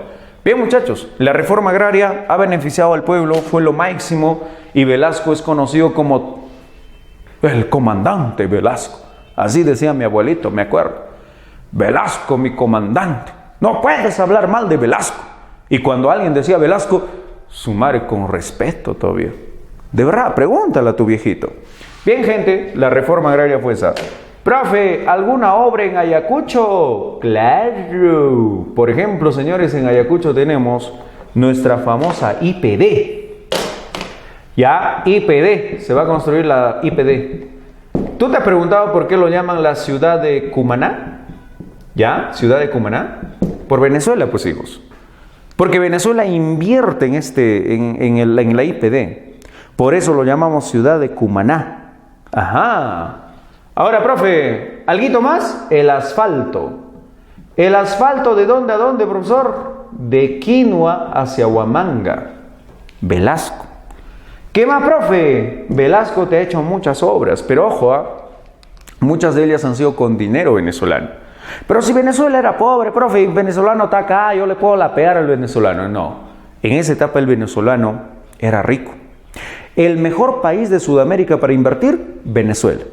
¿Por qué? Porque Venezuela vivía y sigue viviendo de su petróleo.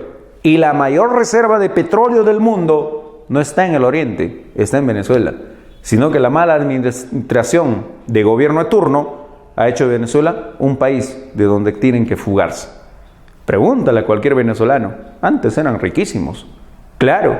Y ahora tú le quieres pegar. No le pegues al venezolano. Agradécele. Ay, mira, tú me has construido mi obelisco en La Pampa. Tú me has construido mi IPD. Claro, el obelisco es con dinero venezolano. Vean, muchachos. El gobierno de Velasco fue muy bueno. Al final de todo, le han disparado. Un gobierno así no puede perdurar en Sudamérica porque la gente se identifica con la URSS y eso no me conviene, dijo Estados Unidos. Le mandaron a disparar y efectivamente a Velasco le dio la gangrena. ¿Ya? Y esto es producto del cual Velasco baja en la política, ya no toma lo que viene a ser las riendas del Estado, sino que la prensa empieza a liberarse y chancar a Velasco. Tú recordarás de que Velasco clausuró la prensa. Y la prensa lo ha llamado golpista, militar, caudillo, dictador, etc. La prensa tiene poder. Cuarto poder tiene la prensa. ¿Ya? Entonces por ahí, Norteamérica empieza a invertir en muchísimos generales para hacer golpes de Estado. Lo logró en Chile, lo logró en Bolivia, en Argentina y ahora en el Perú. Bajo el llamado Tacnazo tenemos golpe de Estado. ¿Quién hace el golpe de Estado? Este señor, Francisco Morales Bermúdez, bajo el llamado Tacnazo. ¿Qué es el plan Tupac Amaru? Es el ¿Anti qué, profesor? Antirreformista. En otras palabras, anti-velasquista. Si Velasco había creado empresas, entonces Morales, su misión era privatizarlos. Velasco nacionalizó nuestras empresas, Todo lo que termina en Perú, Petro Perú, Pesca Perú, Entel Perú, todo eso. Velasco, lo máximo. Idioma oficial en el gobierno de Velasco, el quechua. No, en serio, profe, en serio. Te cuento, ¿ya? Le dijo a los empresarios internacionales Velasco: escúchame, gringo, a mí no me molesta que tú seas norteamericano y estés en Perú. Me gustas, al contrario, me gustas. Porque gracias a ti hay economía en el Perú. Pero si tú amas a mi Perú, gringo dice: sí, yo amo mucho Perú, me encanta Perú. Demuéstramelo entonces. Pero yo tengo esposa peruana e invierto en Perú. Bien, demuéstramelo así. A partir de hoy, todo extranjero debe hablar como idioma oficial el quechua. Si no lo han aprendido y les da un tiempo de lapso, te expulso. ¿Ya? Y bajo ese pretexto, nacionalizó las empresas Velasco. Ahora gringo debe hablar quechua. Idioma oficial del Perú, quechua. De carácter reformista. ¿Y quién es el antirreformismo? Morales Bermúdez. Ajá. Profe, ¿en qué consiste su gobierno? En el anti-velasquismo, ¿sí o no? Profe, ¿y en qué consiste su gobierno, por ejemplo, del famoso llamado Plan Cóndor? ¿Qué es el Plan Cóndor? El Plan Cóndor, mis niños, viene a ser una etapa donde que Estados Unidos ya hace pues una especie de persecución. ¿Persecución a quién, profesor? Persecución a los socialistas. Aniquilación y desaparición, todos los que piensan como socialistas.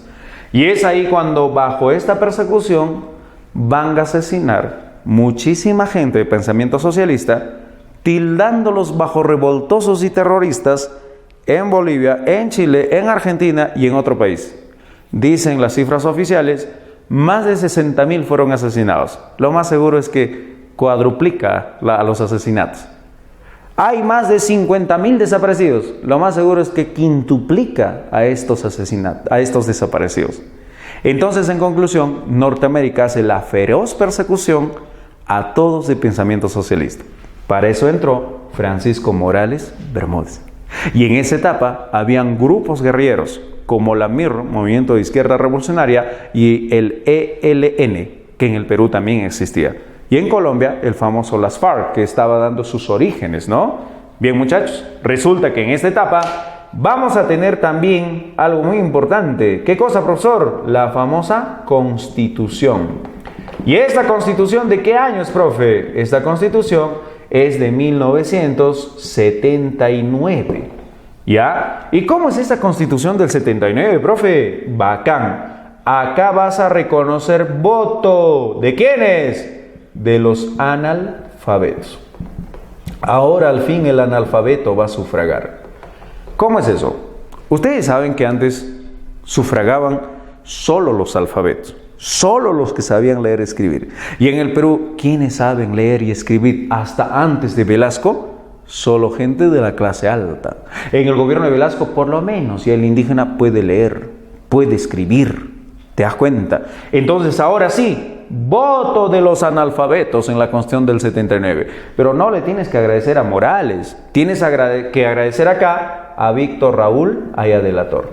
Víctor Raúl, bajo el Congreso Constituyente, decide lo que es, crea la creación de lo que es, pues, la Constitución del 79. Acá viene, pues, una constitución de carácter nacionalista, donde que el obrero es protagonista, donde que las clases sociales, de alguna manera, ya no tiene este cierto desprivilegio, ya no hay un estrato social como lo eran en las otras constituciones. Ahora el protagonista es el llamado, también como lo dice Marx, es el llamado proletario. ¿Sí o no? Muy bien. Profe, ¿y la prensa qué pasa? La prensa regresa a la legalidad y le hizo picadillo a Velasco. Y luego de esta tienes otro periodo. Bien, muchachos, Morales Bermúdez finaliza su gobierno en el año del 79. Hay elecciones presidenciales para los años 80. Y en esa etapa los votos de los analfabetos juegan un rol muy importante, a tal punto en que el Estado comete un error. Jurado Nacional de Elecciones comete un error. ¿Cuál es el error? No haber capacitado a nuestros votantes.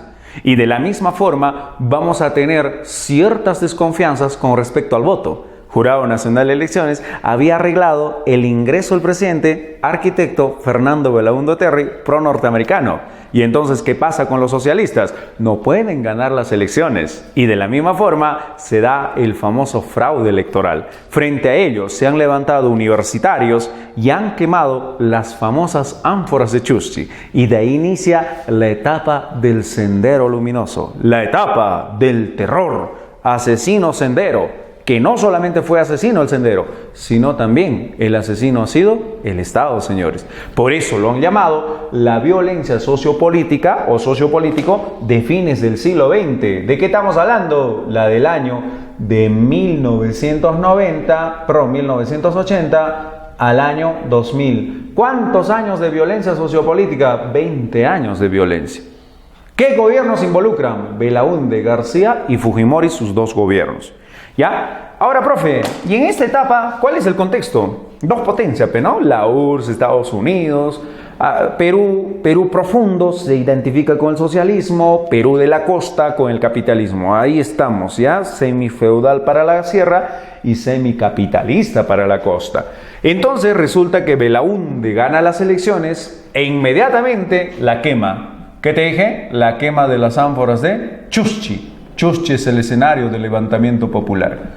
Luego también como contexto mundial vamos a tener la famosa guerra, la guerra de las Malvinas, ¿ya? Y esta guerra de las Malvinas, profesor, ¿entre quiénes serán? La guerra de las Malvinas es entre Inglaterra o el Reino Unido contra la Argentina por este pequeño territorio que queda al sur de Cabo de Hornos. Te informo de que el único país que ha apoyado en Sudamérica a Argentina es nuestro país, Perú. Lo demás se hicieron el desentendido. Imagínate, regresando en la historia, Cuando en el año de 1879 estallaba la Guerra del Pacífico, ¿quién se hizo el desentendido con nosotros? Y con Bolivia. ¿Quién? Argentina. Porque Chile le ofrecía la Patagonia. La venganza, como quien dice, no es buena. Acá teníamos para vengarnos. Pero Perú olvidó este hecho desastroso, entonces ofrecimos apoyo a Argentina. Por eso es que Argentina simpatiza bastante con Perú. Argentina, Bolivia, Perú, de esta parte del sur, siempre con nosotros. ¿Y quién es ahí algo así como el escudo negro? Es Chile. Cuando Argentina le dijo, ayúdame Chile, Chile se hizo el desentendido. Por eso entre Argentina y Chile, bronca.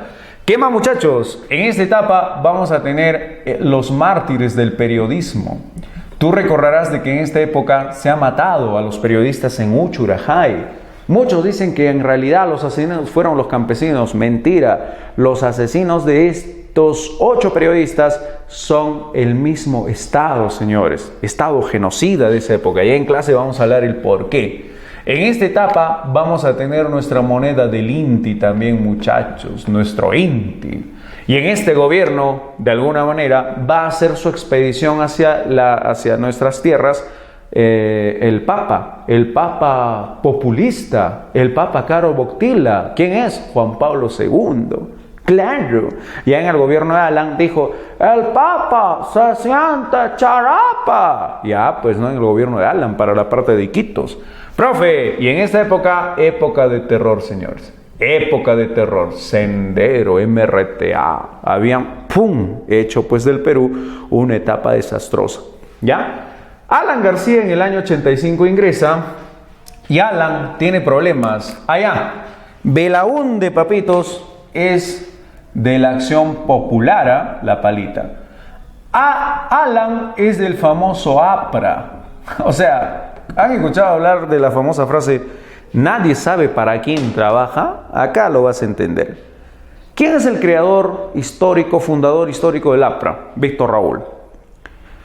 Víctor Raúl nunca llegó a ser presidente del Perú, ni los líderes históricos del APRA. Pero sí Alan, 2 veces presidente. El único aprista que llegó a ser presidente, o el único con el partido APRA, es este señor, Alan García. Jovencito Alan. Le dijo al Fondo Monetario Internacional, no te voy a pagar la deuda externa. Así, hermano.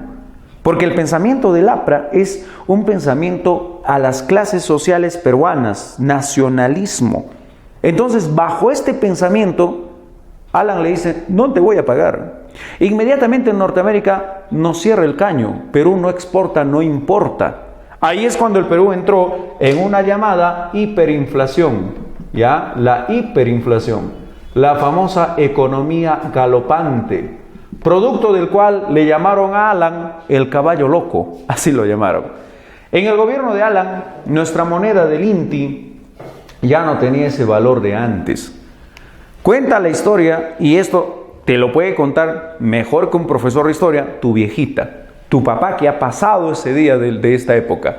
Te va a decir que hacían colas por los productos de primera necesidad. Por ejemplo, ahí estaba el azúcar, ahí estaba también el querosene, porque en esa época era las cocinas Surge con su balón, ¡pam, pam! Pregúntale a tu viejita, hacías cola para querosene, para azúcar, para arroz, para otros productos, leche, etc. Y las grandes productoras no preferían vender a las chiquitas, y las chiquitas empresas cerraban su negocio. ¿Por qué? Porque un saco de INTI te valía 2, 3 panes. Ese era el valor. Por eso la gente, pues, preocupada, ¿ya? Entonces la economía galopante trajo al Perú una época de crisis total. Súmale a eso el Sendero, súmale a eso el asesinato. ¿Quién era el mayor perjudicado? El campesino. Y encima de eso, tu dinero se ha devaluado. Terrible la economía galopante. Y en esta etapa, señores, vamos a tener también la economía heterodoxa.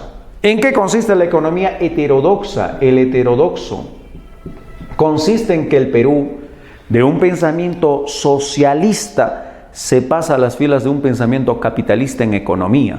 ¿Para qué? Para que Norteamérica nos perdonase y de alguna manera reingresemos a la economía que Norteamérica lo buscaba.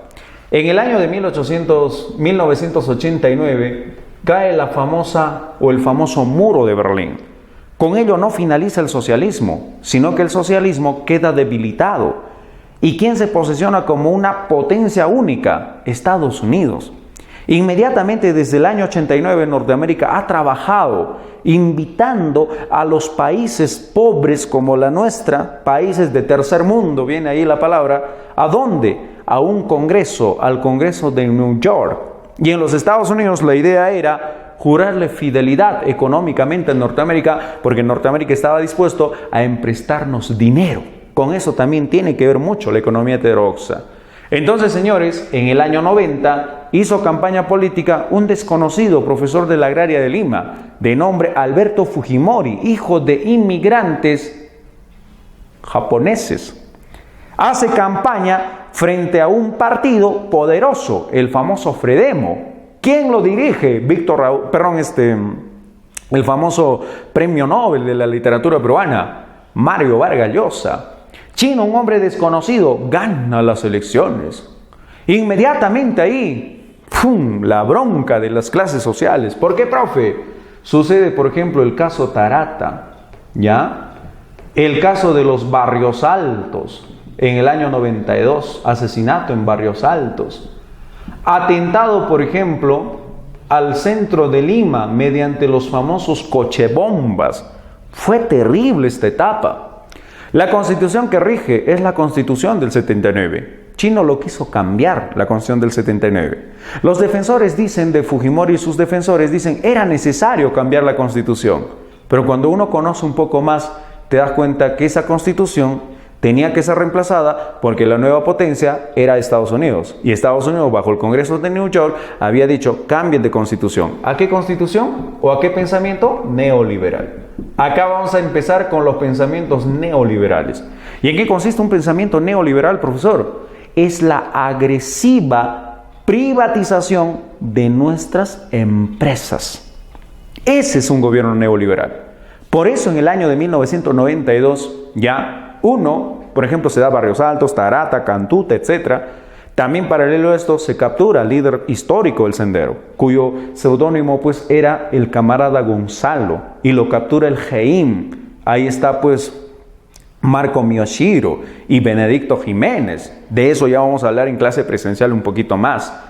Pero resulta, señores, en esa etapa vamos a tener ciertos levantamientos. ¿Cómo qué, profesor? Los levantamientos en contra de este sistema. Entonces, Chino lo que hace en el 92 es su famoso autogolpe del famoso 5 de abril.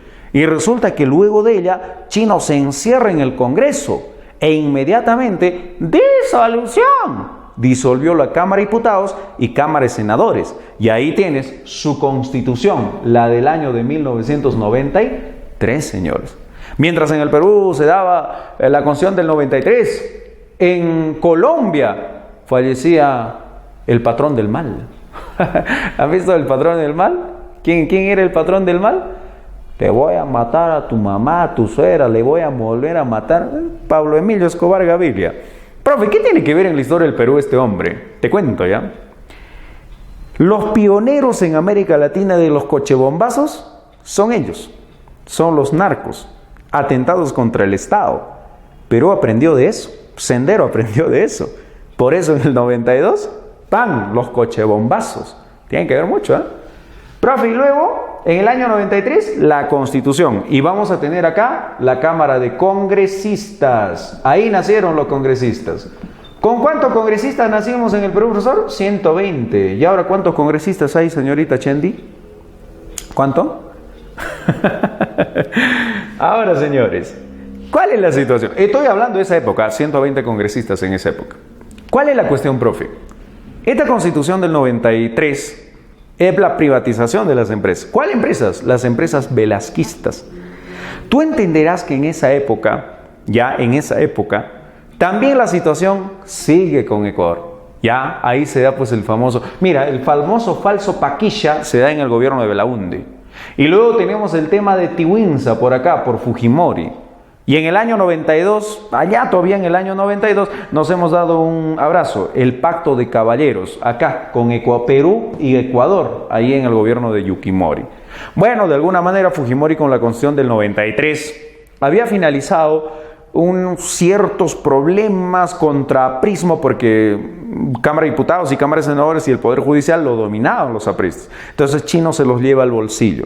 Y cuando Chino no quería gente contra, ¿qué hacía? Ya los invitaba a su bancada para tener mayoría de poder y de esta forma pagarles por eso. Oiga, profe, si Fujimori pagaba a la prensa, pagaba a los congresistas, pagaba a los medios de comunicación, ya, bueno, la prensa, ¿no? Oiga, profe, si pagaba a empresarios, oye, ¿de dónde sacaba tanta plata? De la privatización, mano.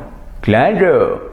¿Y qué tenemos luego? A Chino que te hace campaña con tuppers, en esa época era el techo de calamina. Hoy te daba calamina, te daba arroz, te daba azúcar, te daba tractor, te daba todo. Dinero, pues. ¿Dinero de qué? De las privatizaciones, de los favores políticos, del clientelaje. Y al final de todo, Chino gana las elecciones. Chino lo máximo en las elecciones. Y en ese gobierno se da la creación del OMPE. ¿Qué cosa era la OMPE? A ver, ¿qué cosa es la OMPE? De procesos electorales, ¿no? ¿Organismo de procesos electorales? ¿Sí? Claro. Ay, caray, la OMPE, Organismo Nacional de Procesos Electorales, profesor. Profe, ¿y en esta época es cierto que se crean también comedores? Ajá, los famosos comedores populares. Y con estos comedores populares se lo lleva al bolsillo. ¿Cuánto costaba? Un sol. No te creo, profe. ¿Sí? El sol, ojo, se crea en el gobierno chino, ¿eh? Con la devaluación del INTI. Un sol te costaba un plato de comida. No, sí. Ahí nacen pues los comedores populares, donde que tú ibas con Luca, te daban hasta tu segundo, tu sopa, todo. Ahí nacen pues las famosas lucanas. ¿Conoces las lucanas allá? Cerca a la IPD, donde que Leoncio Prado, ¿no? Ahí en la parte de atrás. Ahí tan no ve. Pero ahora, ¿cuánto cuesta la comida? 6, 7 soles, ¿no? Antes un sol. Imagínate, con esto se llevó al bolsillo a la clase popular. Y en el año de 1998, finalizamos, señores, todo conflicto ¿con quién? Finalizamos mediante el acta. ¿Qué acta? Acta de Brasilia. ¿Con quién, profesor? El acta de Brasilia se ha dado enteramente ¿con quién? Con Ecuador. Efectivamente, mediante el acta de Brasilia, el Perú finalizó lo que viene a ser todo conflicto con Ecuador. Y vamos a tomar como iniciativa lo que es el acuerdo de 1942, y en el 98 aún se respeta la Cordillera del Cóndor. Entonces Ecuador desiste tomar estos territorios de Maynas, de Jaén, el Marañón, etc. Y Perú le da pues quijos y canelos al Ecuador. Y definitivamente solucionamos problemas con Ecuador. Ecuador queda para allá, Perú queda para allá, Tiwinsa está más o menos por acá y el Cenepa está más o menos por acá. ¿Ya? Y al final de todo, fin al tema con Ecuador. Profe, ¿y cuáles fueron los acuerdos? Primero, que Ecuador, si quiere, sale sin ningún problema al Amazonas. Si quiere hacer comercio, normal. ¿Ya? Normal. Entonces, en eso también queda el acuerdo. Por eso es que tú, hoy en día, tranquilamente tú te vas de Piura a Tumbes, de Tumbes al Ecuador, tú no presentas visa. No necesitas papeleos, solamente vas con DNI. Tú vas con tu DNI, te reportas y le dices por cuánto tiempo quieres estar en Ecuador. ¿Ya? Ajá, por todo eso. De eso trata también los acuerdos internacionales. ¿Ya, hijos? Bien. Profe, ¿es cierto que Chino no finaliza su gobierno? Sí. Sin finalizar su gobierno, Chino convoca elecciones. Y gana por tercera vez y de manera consecutiva. Oye, ya ibas por 10 años ya le iba a empatar ya a Leguía. E inmediatamente surge un escándalo, los famosos Vladivideos. ¿Y quién lo saca a luz, profe? El famoso Popi, Fernando Olivera. Y de la misma forma, el escándalo, señores. Fujimori, caballero, aprovechó una reunión en Asia y se ha internado en Japón. Y vía fax, Fujimori renuncia al Estado peruano. Y ahí es cuando el Congreso lo va a vacar por incapacidad moral. E inmediatamente en el Perú tenemos la República Empresarial. ¿Con quién inicia? Con Valentín Paniagua, que por cierto este señor pertenece a la Acción Popular, pero su gobierno es conocido como el gobierno de lo que es la reconciliación nacional. ¿Por qué? Porque este señor crea la Comisión de la Verdad y Reconciliación. Y acá se va a dar una historia real de por qué el Sendero, de por qué el Estado, quién era el mayor perjudicado, Comisión de la Verdad y Reconciliación. Gracias a ello sabemos. Y ahora sabemos que aquel que desapareció, el Sendero Luminoso, en el gobierno de Fujimori, no es en realidad el Estado, no es tampoco Fujimori. El que desapareció el Sendero, escúchame bien, son las rondas campesinas. Y eso viene en el examen. No te olvides, Comisión de la Verdad y Reconciliación. Este señor es un gobierno transitorio, ya transitorio. Luego, muy respetuoso, él convoca elecciones. Y efectivamente, este gobierno al convocar elecciones, gana, señores, Alejandro Toledo. Ya, Alejandro Toledo. El gobierno de todas las sangres. Ya, todas las sangres. Y acuerda de que Toledo se ha lanzado con T de Toledo. Bueno, en esa época creo que era Perú posible, ¿no? Perú posible, más trabajo, era su lema de él. Y efectivamente en Toledo hay chamba, ¿sabes por qué? Porque en esa etapa vamos a tener el gas, la exportación de gas de Camisea. Profe, pero Camisea, ¿a dónde iba? Imagínate, Camisea va a ir a Chile. Lo más ridículo de la historia nuestra, y para eso nos sirve Historia del Perú, para no cometer los errores. De Cusco sale Camisea con dirección hacia el sur, llega a Chile. Y Chile devuelve al Perú licuado, embalonados. ¿Cuánto nos cuesta cada gas? Apenas baja 32, ¿no? 34, 33, 32 soles. ¿De dónde llegan estos gases? Del sur, de Chile, hermano. Pero ¿ese gas es chileno? No, es peruano ese gas. Y a nosotros nos devuelve. Como clásico te decía tu profesor de la secundaria, Perú exporta, sí, materia prima. Perú importa, ¿qué? Materia procesada, con más precio. Ese es el tema. Bueno, señores, en esta etapa de Toledo, iniciamos con los negocios de Odebrecht. En este gobierno de Toledo hay chambaza, porque Odebrecht nos da chamba, Camisea nos da chamba. Y también nos da chamba los famosos TLCs, Tratado Libre Comercio.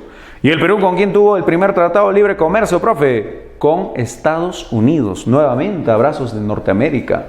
Entonces Toledo, cuando había ganado las elecciones, este señor se va a condecorarse como Pachacute, como el último inca en Machu Picchu. Por eso su mujer Elian Carp decía, no te metas con mi cholo, porque mi cholo es sagrado. Cholo sagrado, carambas. Por detrás recibía coimazas de Odebrecht. Por eso es que en el gobierno de Kuczynski está ya el caso Lavajato. Claro. Profe, y luego, ¿qué tenemos en Toledo? En Toledo, por ejemplo, tenemos el llamado Andahuaylazo.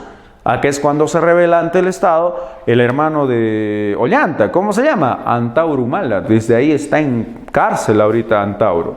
Y bueno, pues tienes a Alan García. Acá se da el famoso baguazo en la carretera Fernando Belaúnde, allá por la región del Oriente, en contra de este Estado y en contra también de la nacionalización, de la privatización de lo que son los petróleos de esa zona.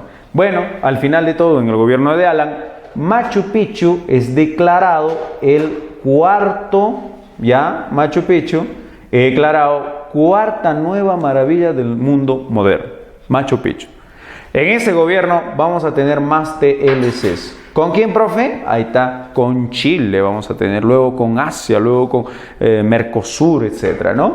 Entonces Alan García en su segundo gobierno es conocido como Alan Joven. ¿Por qué lo van a llamar Alan Joven? Porque el joven no tiene memoria, al joven lo ha utilizado para entrar al gobierno Alan. Alan García de alguna manera en su segundo gobierno sí tuvo buena economía, pero si Alan gobernó bien se lo debe a Toledo, porque Toledo le trajo pues billete. Alan continuó con esto. En el gobierno de Alan vamos a tener también mayor inversión de empresas extranjeras en nuestro territorio. Por eso se llamaba Perú confiable, ¿no? Y luego pues Alan tiene roches también, por ejemplo por el tema del Discovery Petroleum Company. Ahí viene pues el famoso negociazo de Alberto Quimper. Y también tenemos de Aurelio Pastor su ministro, yendo como si fuese su casa a la cárcel y dando los famosos narcoindultos. Más de 5.000 fueron indultados en esa época. ¿Por qué lo hacían esto? Porque el APRA domina el poder judicial, hermano. Por eso. Y hubo altos cargos de corrupción. Y corrupción nos mancha todo este sistema. Ojo, corrupción no viene desde acá. La República Peruana nació corrupta, ojo. Pero la corrupción, ¡pam!, se agranda acá. Luego tenemos el gobierno de Ollanta Humala. Yo me acuerdo cuando Ollanta decía, no a la minería, sí al agua. Utilizó al pueblo. Ollanta gana las elecciones. Y Ollanta inmediatamente su política, sí al agua, sí a la minería, me acuerdo. Ollanta Humala se reconoce por proyectos, ojo, con proyectos de inclusión, ¿ya? La famosa inclusión social. Y en esta inclusión social, profesor, ¿qué tenemos? Tenemos, por ejemplo, Cunamás, Beca 18, Pensión 65, Jaliwarma. Muchos dicen, ¿qué significa Jaliwarma? Es niño vigoroso, ¿ya? ¿Qué más acá? Por ejemplo, obras sociales. Con el pueblo Ollanta trabaja. Pero lejos de todo esto, Ollanta Humala te va a darte, acá viene la pena, 15.600 ganaba un congresista. Ollanta Humala le subió a 30.000 soles. Ahí está, Ollanta Humala, lindo, ¿no? 15.000 ganaba un presidente, Ollanta le subió a 30.000, 35.000, por ahí, ¿no? Y congresista no solo gana 30.000, al mes estará con sus 90, con sus 100.000 soles, porque ellos viven también de los famosos diezmos. Y sonsos nosotros cuando llegan a comunidades le recibimos con cuchicanca todavía. Ay, gracias señor congresista por venir. No, él debe agradecer por visitarnos. ¿Por qué? Porque él tiene su viático, le paga el Estado. Y el pueblo, qué miserable. Yo si fuese congresista, yo le digo, pueblo, por favor, no me preparen nada, yo no quiero seguir robando. Mejor para ustedes, de mi sueldo he traído esto. Lindo sería. Claro. Profe, ¿y luego quién viene? PPK. Yo me acuerdo de PPK. Cuando PPK ingresó dijo, en mi gobierno todos tendrán agua. Ganó PPK y efectivamente Dios le escuchó. Fenómeno del niño costero. Lo máximo en PPK. Y luego PPK, pues la inclusión, PPK inició también con el tema de más proyectos sociales, más tratados internacionales, más amistades con Chile. PPK hacía bastante lobby a su gobierno y ahí es cuando PPK tuvo que ser vacado. PPK salió, entró Vizcarra. O sea, en otras palabras, es el gobierno, es el periodo de PPK, lo cual viene a ser lo de Martincito, ¿no? Porque yo me acuerdo que PPK decía, si yo salgo, yo tengo dos representantes, está Mechita, está Martincito. Entonces Martincito sigue todavía en el gobierno. Y bueno, pues el tema de Martín Vizcarra, que es la actualidad. Bueno, muchachos, eso ha sido todo. Gracias de verdad por haberme escuchado. He terminado botadísimo. Un saludo para todos ustedes, chicos de Falcons. Gracias.